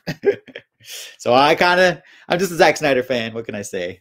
I kind of knew that was going to happen. It didn't ruin it for me. Like the betrayal still sucked because of Charlie Hunnam's charming performance as Kai. So it still hit me, even though I kind of saw it coming. So Admiral Atticus Noble, he talks about always being like ahead of the game. He prides himself in never being surprised. But he's like, but Gunner, you're surprising me. What are you doing here? You know, so he kind of it takes Atticus Noble off guard a little bit. Nemesis. 16 high-ranking officers and their security detail. So she has a beef about her children. SPR Dave said, I love the twist. Yeah. I think most people didn't see it coming. The only reason I did is just because I'm a Zack Snyder fan, and I was like, ooh, he's giving us Star Wars, but it's nothing like Star Wars. But there are archetypes. It's Joseph Campbell's hero's journey. And I knew there were going to be a little bit of like twists involved with this movie, just knowing Zack Snyder. And so, yeah, I called it. I called it way when I first saw that first trailer. I was like, I think Charlie Hunnam's going to be a bad guy. Scargiver. Arthurlaeus.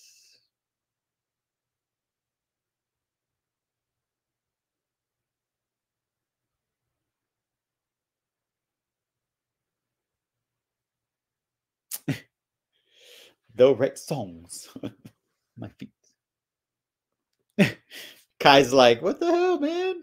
I did all the work. So that's where Kai says, let's paralyze them in case anyone's feeling frisky. So I guess the idea was they weren't going to kill any of the rebels. They were just going to like paralyze them and then take them back to dissect their brains, just like that other guy, to see what they knew.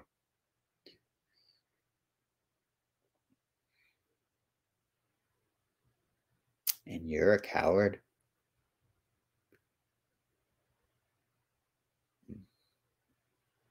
So Kai making Gunner be the one to do this to Korra is just makes Kai all the more slimy, right?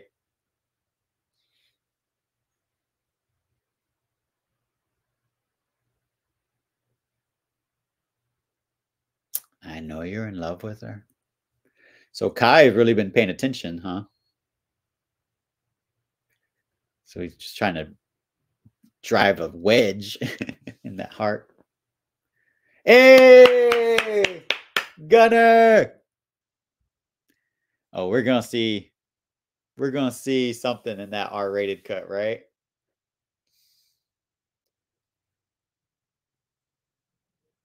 Here we go.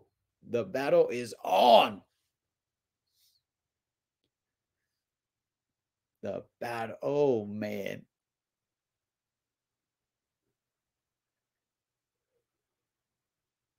I love how the light kind of comes out of the barrel of each gun. Man, look at that destruction. Ooh. Atticus Noble. The spine was the target to paralyze. Yep. Oh, come on, Nemesis. I think that's Streep. I think that's Raphael right there. Got sliced and diced right there. Maybe not. Maybe it wasn't Streep. Maybe it was somebody else, but kind of looks like him to me. Darian! Come on, Darian. Knock him out. Giving us some of that Silas Stone football type action. Tackle him off the platform. Oh, but yeah, Kai was shot in the. Oh, you're right. So it looked like the gun. It looked like to me, wasn't it like facing up? So it would go up, right? But who knows? You're right. Did it go in the neck? Did it go in his up through his chin? That's what I kind of thought. Is that it goes up his chin, so we would see something come out. But Charlie Hunnam has done some interviews where he's been teasing something. Oh, this is so dirty. Damn, he shot him right like in the stomach as he was about to load up. He got all of them. See, here's the thing. Honestly, like after watching this movie, I do love me some Ray Fisher. But as a leader, it makes sense that Devra is all about the tactical. Because I don't know if Darian's, the best at being a leader on his own. He'd think he needed a sister to balance him. Oh, I love how Nemesis was using her swords as a little shield, right? But Darian, hey, got shot and keep on moving, baby. He's got a mission. He wants revenge, taking out his taking out his ships of friends. He's gonna avenge them.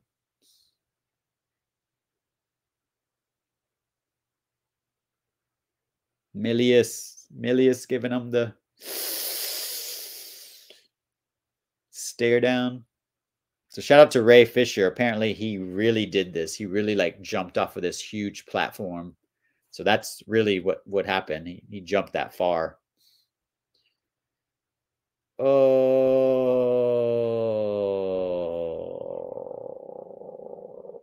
Oh, not one, two,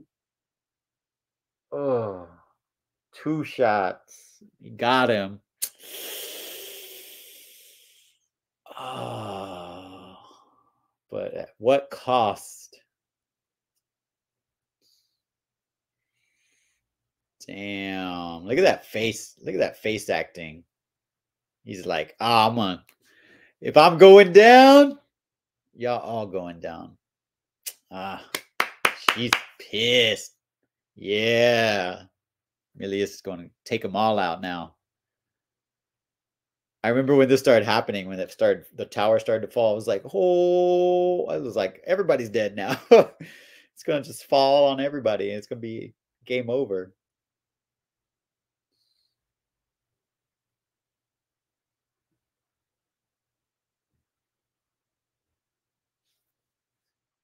Now the stare down. Our hero and our villain. Head to head. Ain't nobody else. She's got a one track. Look at her. Look at her. I'm gonna get me some of you. And you can tell like the music, like kind of as it swells, right?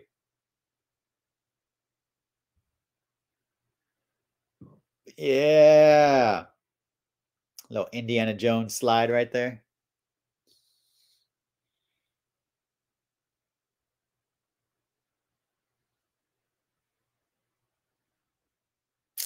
Damn.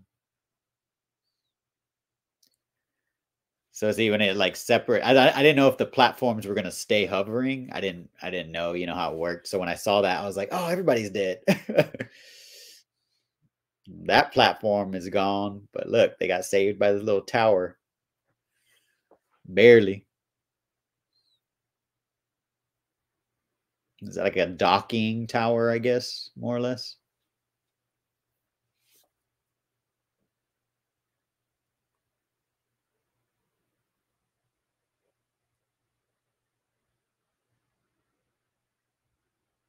What you looking at, Atticus Noble? Hey, look at her looking like Batman or Wonder Woman on a statue above. Come on, Cora. Ooh. A. Oof. She's she's got a small frame, but also she knows how to move her body to pack a punch at the same time. Woo! You can feel that punch. All those punches. Ah. Come on, Cora.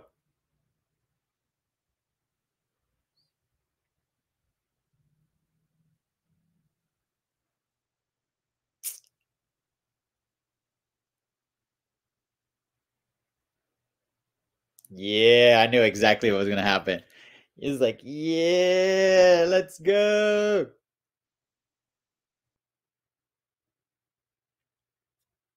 Ah, she got a little whip now. Awesome.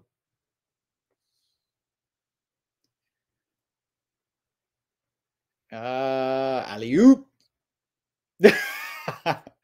She got him. She got him right where it Ooh. She gave him the staff right back in one of his holes that he had for his hookah. I love that shot of his like the staff falling into frame. You can hear you can feel and hear those punches, right? So I have a feeling in the R-rated cut we're gonna see all these bones breaking out, right? Because it felt like it was kind of more, to me, tame purposefully. But I think that's so when directors comes out. Ooh. Okay, look at him. He looks kind of zombie-esque to me. Look at his eyes. Kind of looks like a zombie to me. Woo! Somebody needs a dentist appointment. You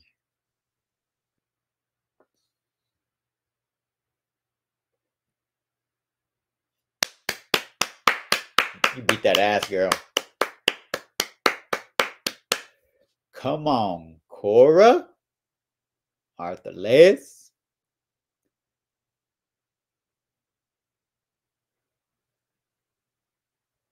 She did that. She did what needed to be done. That's what I'm saying, Qatar. If you look at the haircut of Zeus in the beginning of Army of the Dead, and look at that scene that they just showed of Noble, look at the comparison. All I'm saying. Similar, very similar haircuts.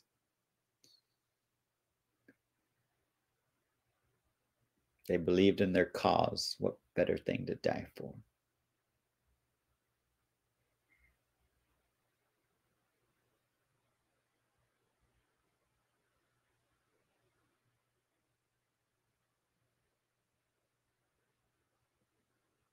Honor. Honor them. We're seeing Tarok and Milius talk about honoring the fallen soldiers after Korra has defeated Noble. Tarok is about to rope over the tower. All right, get ready. Justice League. Justice League. Zack Snyder Justice League ending right here. Little Easter egg. Have y'all seen the clips side by side on Twitter? Somebody put of this part. Superman pulling up Batman from the wreckage and uniting the team together. This small act of defiance.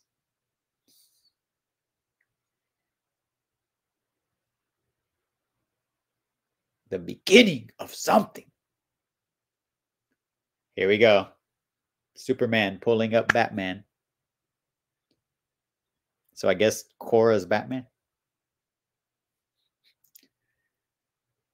We still get paid. Here it is. And the 6 warriors of the rebellion united. A Justice League of rebels.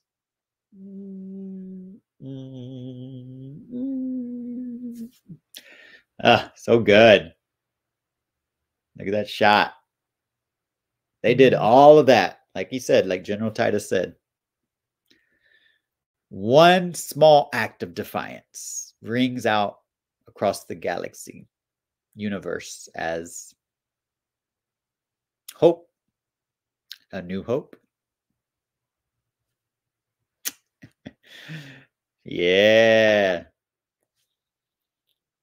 The team is slowly, surely. There's 6, right? There's 6. 1, 2, 3, 4, 5, 6. A voice for the voiceless. Yes, sir.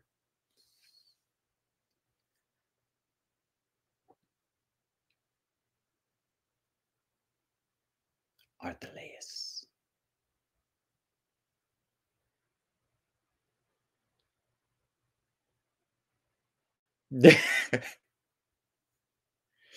Don't call me General.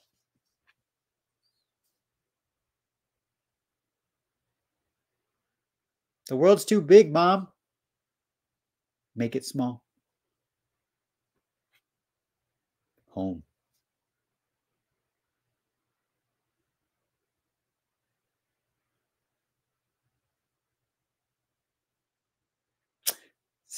Tarok, put a shirt on. Are you going to always fight without a shirt? A good place to die. A good death is its own reward. Hey. Yeah, Austin. Here's our 7th member of the Justice League. I mean, Rebels. Get ready. Look at the shot. The 3rd cross. Jimmy with the staff, with the horizon. Boom. 3 crosses. Coincidence? I think not. Jimmy. That's my favorite character. Jimmy's my favorite character. Titus said, dead bounty hunter. Kai is dead. Is he? Oh, Atticus. Atticus's body. Looking a little zombie-esque. Yeah, I agree, Mama Bear. I was being sarcastic. You're good. You're good. Zach saying Tarek doesn't own a shirt. I know. He doesn't need one when he's Banu writing, right? Tarok is Zach's Hawkman. Yeah. The scribes.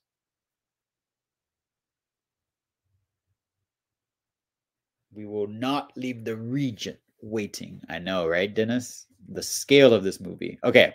People have asked, is he a cyborg? I think he's half.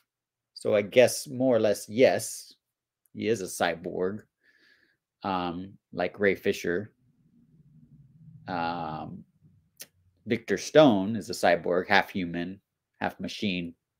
And I'm guessing that the Mother World uses, if you look at that companion that I scrolled through, it's described as a techno society. So when they upgrade, more or less, that is when they get ranked high enough, they get to upgrade their physiological chemistry. Charlie said in an interview, in the words of Kai, if you think I'm handsome, you should see my twin brother. Yes, sir. Good, Austin. In the director's cut, apparently that's rumored to be a line. Twin brother. 100% Zach's Hawkman guitar. Hey, there's the Rebel Moon logo right there. Behind the Regent. This was done with 80 million. A fifth of the Flush's budget. I'm betting they picked up Darian at the same time as they did Noble. He's too valuable to be left there. Oh, good point. I didn't even think about that, Mama Bear. Shoot. I didn't even think about that, honestly. Belisarius. Yeah, I think he's human too. He has many cybernetic enhancements. The members of the Senate boast about what they kind of like men do in their cars, I guess. Yeah, right? It's like showing off, souped up. Look how souped up I am. Yeah, you know, Austin, all about that souped up vehicles. I think Noble is mostly human. These devices are probably enhancements. Yeah. Am I supposed to be happy? So I think the indication is that, what is that creature? Like underneath, right? That's what I want to know. Like the huge fishes or huge sharks?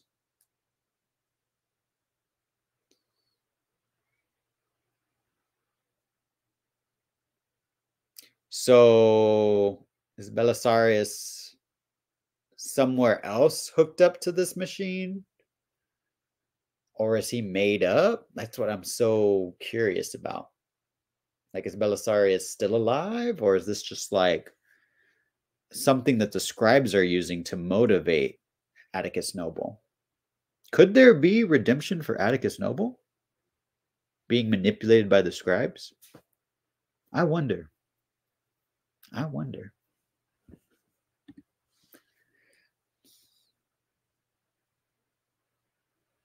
Maybe the devices are something for nobility. Maybe he's a computer. Yeah. I'm getting the fact that the scribes, we know the backstory, but they're not really like talked about a lot. I think there's a lot more reveals coming in the director's cut and in part 2.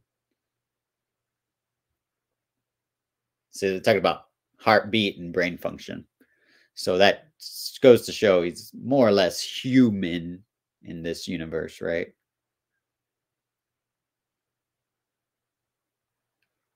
And he's back in part 1. The battle is over. Directed by Zack Snyder. But the war is not over. Shout out Debbie Snyder, Zach, Wes, everyone involved with this amazing movie. Wow. Woo! Amazing. That's I can't get enough of this movie, y'all. I love it unapologetically. The shot of Darian in part 2, I believe, is a flashback from Milius. Oh, yeah. Okay. In part 2, we get more stories of the surrounding characters, and I think that's her being freed when we see that shit of Darian. Okay. Yeah, I get the sense that I mean, when I'm watching now the trailer, obviously, and I've watched it several times, and you would assume it's a flashback, right? But what Mama Bear said has me, I don't know, Austin, like, we don't know the rules of this universe. We don't really know what life and death is, right? So we know that Noble is obviously able to escape death with means. Who's to say Kai or Darian Bloodaxe might have ways to escape death? And we really don't see what happens to Kai. I think we assume we fill in the blanks, but who knows? Yeah, the war has just begun. All right, Rebel Moon is glorious. Yes, sir, it is. So I'm watching the trailer. I don't know if y'all's Netflix played the trailer, but seeing everybody go ham, and I want to see Korra wield those molten blades. I don't know about y'all, but I need to see Korra go round 2 with Admiral Atticus Noble. And I kind of hate that they didn't, Zach released that Christmas teaser, right, with the extra scene. I hate that they don't have that scene in Netflix, but I get it. I get that, it's exclusive for Zach. Gotta have something exclusive for Papa Snyder, right? Yeah, okay. Maybe Bloodaxe is being resurrected under mind control. That's what I'm kind of, my mind is being blown by Mama Bear, because that's what I would think, right? Because if the scribes are manipulating Noble, because what if Belisarius is no longer alive or around? What if he's just being made up and Atticus Noble is being told lies essentially by the scribes for their own means and ends? And could they do the same to Darian Bloodaxe? Use him as a mole, so to speak, within the revolution, and then conquer the revolution from the inside out? That would be crazy, right? to produce pro Motherworld propaganda. That's what yeah, I could see that. I could see that. We know how there's embedded shields, right, in our media and certain influencers. So who knows? Who knows? Don't get me wrong. I hope Darian is alive, but just making a deduction from the rest of the scenes of the trailer. Now I get it. I could see that. That's what I kind of get to, Austin, is it's a flashback. I hope that we get more of them though.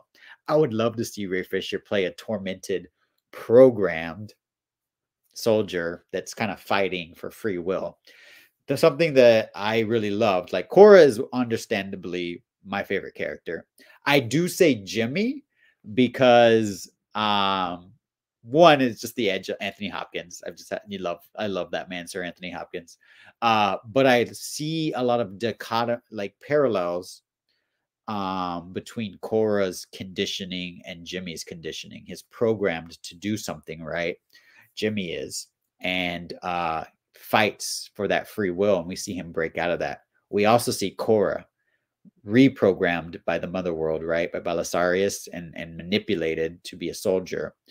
And when she's in the society, I'm replaying Rebel Moon right now, so I'm seeing Child of Fire Part 1. So now I'm back again in a time loop, seeing her so tender and compassionate with the soil, and she's trying to deprogram herself, right? But she kind of goes back to her old programming for a good reason. But she doesn't do it for the Mother World. She does it for her own means and her own motivations. So I love the parallels between Jimmy and Korra's arc. Yeah, Mama Bear said that's what I'm wondering. Yeah, that would be wild, Dennis. So Belisarius is a puppet of the scribes. I'm wondering, because I think we're gonna see. We've seen in promo shots what looks like Belisarius being crowned as the king, and I'm wondering if Belisarius, he's more than likely is probably still alive, I would think, but what if the scribes are just manipulating Noble for a specific reason, and maybe he's not alive? I don't know. Where is he at? The scribes are representative of the gods. Yeah. The scribes record history, and you know what they say. Who controls the past controls the future. Yeah. So I mentioned that I was going to say my theory. Okay, here's my theory, y'all. Since we finished part 1, I know everyone hates and underestimates Gunner. I know everyone thinks that Sam is Issa. What if Gunner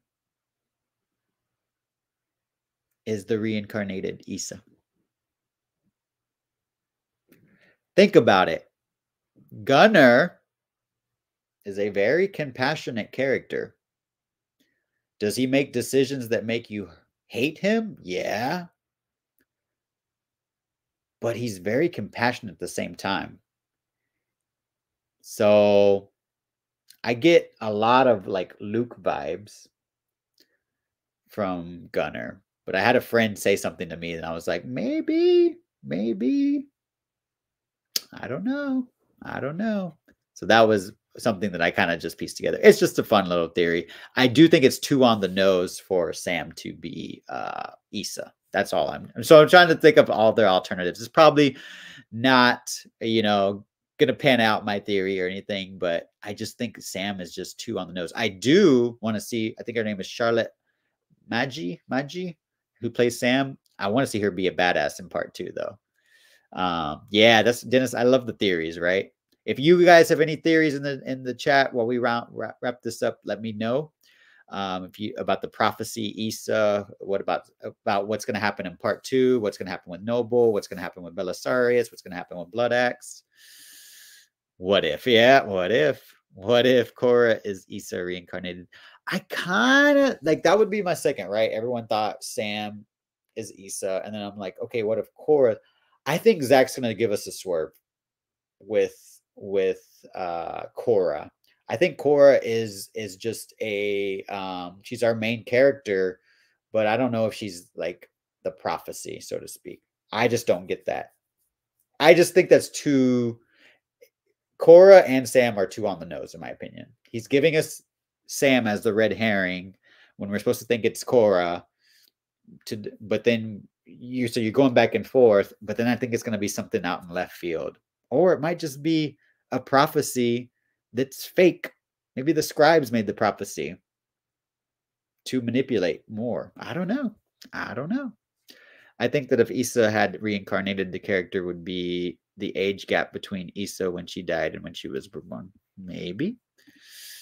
But Korra was Issa's bodyguard. Yeah. Or she was programmed to have memories of a female child. Because when we see her flashbacks, they do have a certain look and a haze around them. They kind of like reminded me of what we see with Noble, in my opinion. What if Darian Blood X is alive? What if he's alive? I think Korra is the right person in the wrong place. That's what I kind of think. Arthelaus, did she kill the royal family? Yeah, I kind of think she did. I think it was, well, actually, no, because there was a dialogue. Okay, what Noble says to Levitica, King Levitica, is that a creature like yourself was going to show charity to our king, and then they slain him. So maybe that's what Noble kind of implies that an alien creature betrayed the king and slayed him. But maybe that's just what the scribes want him to think. I think I'm telling you, I think Noble is maybe not on a road to redemption, but a Darth Vader-esque like moment where no, because I think Noble is being manipulated by a higher for a higher purpose. How does Issa? Well, who's to say? Who's to say any of that happened the way Korra thinks that it happened? I don't know. They're manipulating Noble. Who's to say they didn't manipulate other high-ranking officers? Because Korra was pretty high up, wasn't she? Princess Issa died. That's why this whole thing started, guys. Sam can't be Issa because she's too old. We pick up 5 years after the coup. Sam is clearly older than that. Issa has yet to be reincarnated. Yeah, deception. Yeah, deception is key in Rebel Moon. That's what I'm talking about, Sin Havoc. That's what I'm talking about. Question everything. Think critically. Go deep. Go beyond the surface. Zack Snyder is not giving a surface level, guys. Look beyond what we're seeing. That's what I'm trying to say. Belisarius killed the family and hid Issa to marry her. I've heard some people say that Issa is being held and her power is being used to resurrect people like Noble. So that's a good theory, Mama Bear. The reincarnation will be Korra and Gunner's love chat. That's what I'm talking about. Good, Austin. See, I like this theory. Issa's not here yet, but she's going to be, right? So, yeah, I could see that. Good, Austin. Good theory. But Issa was going to be crowned when she died. She's probably older than the bodyguard. Yeah. That's a good theory, Austin. Wasn't it Noble who slayed the king? No. He talks about in that scene where he knocks out King Levitica with his staff. He says the story of how the slain king died from his perspective. But who knows? We see the scribes are making him see certain things. So who knows how many times Noble died and was manipulated? Who knows? What if Korra is key? What if? But I prefer Korra as the right person. Yeah. Death isn't the end. It's a doorway to new life. The scribes have been manipulating history since the beginning. Thank you, Sin Havoc. Sin Havoc knows what's up, what I'm trying to say. Never say never. Got a bell, guys. Dope stream. Yeah, we're wrapping up here. We are wrapping up here. Issa was older than in the flashback. She's probably 18 or 21.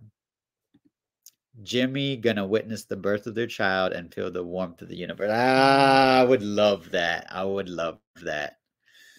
Yeah. Thanks for coming on, Qatar. So, yeah, as I was saying earlier, these are some amazing theories. Yeah, he seems very ambiguous.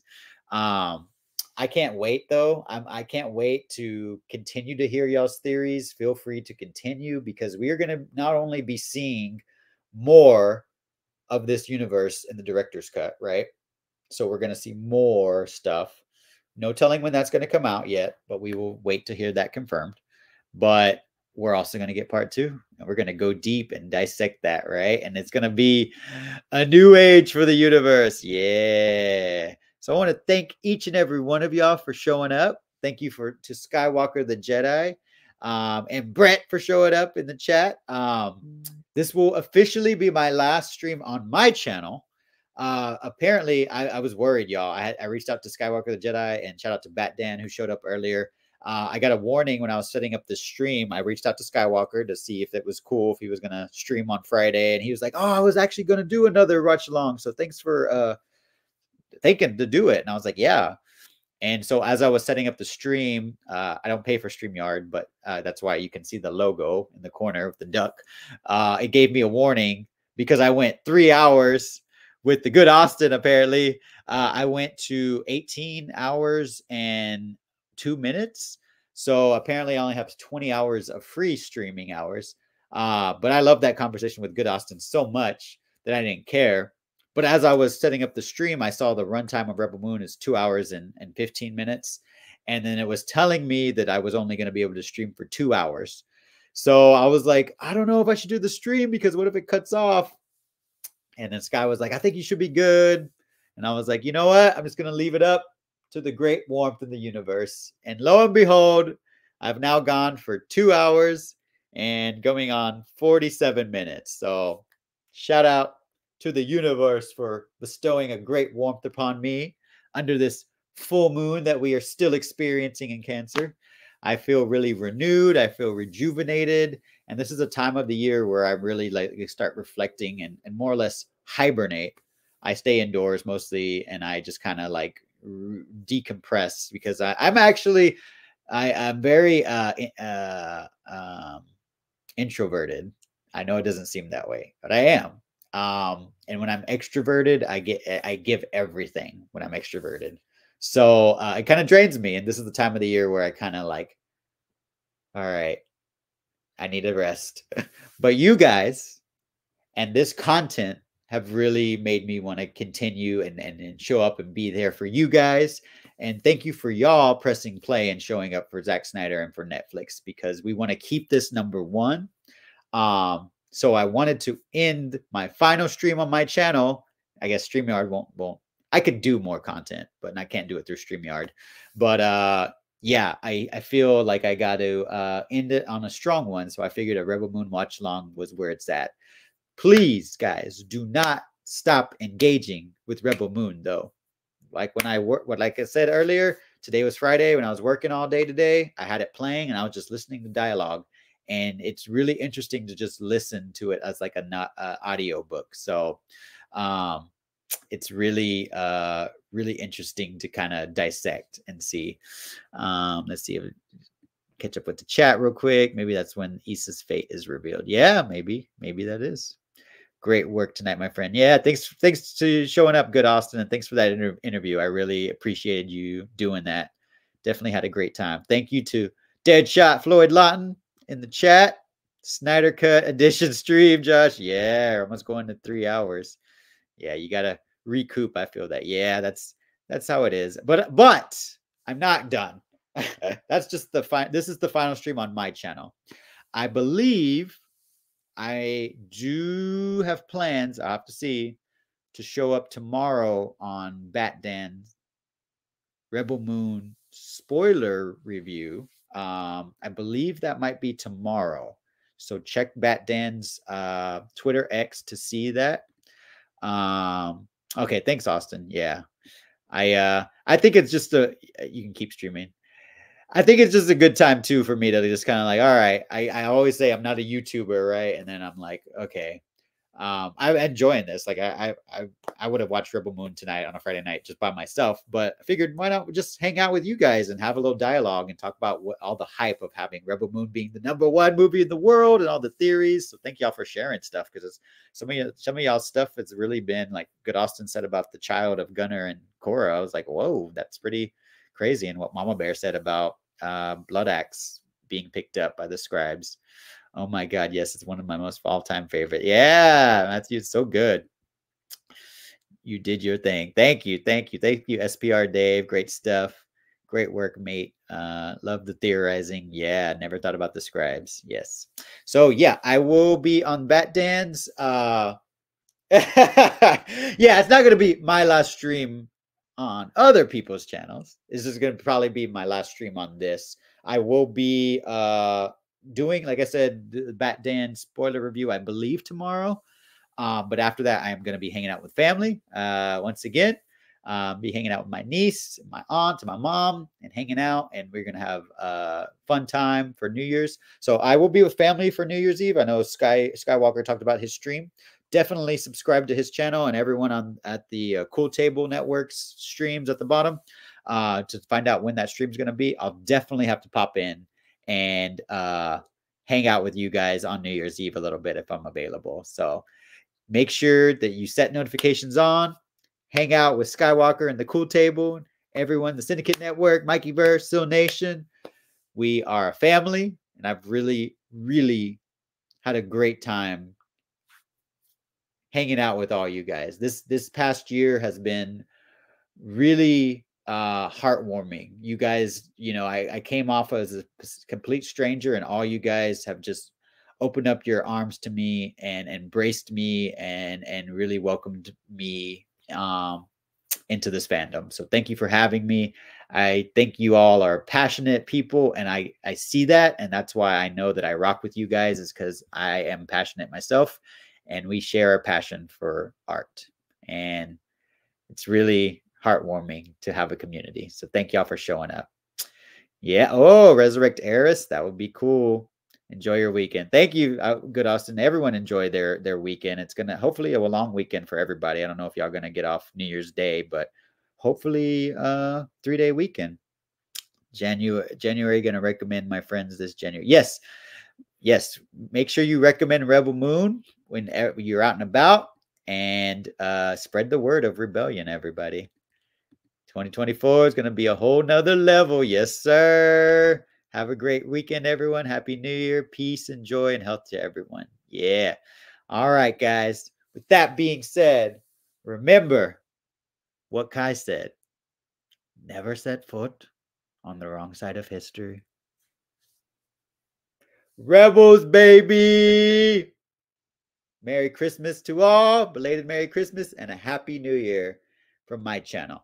I'll be popping up on other channels. But until then, spread the word of Rebellion and keep Rebel Moon by Zack Snyder on Netflix.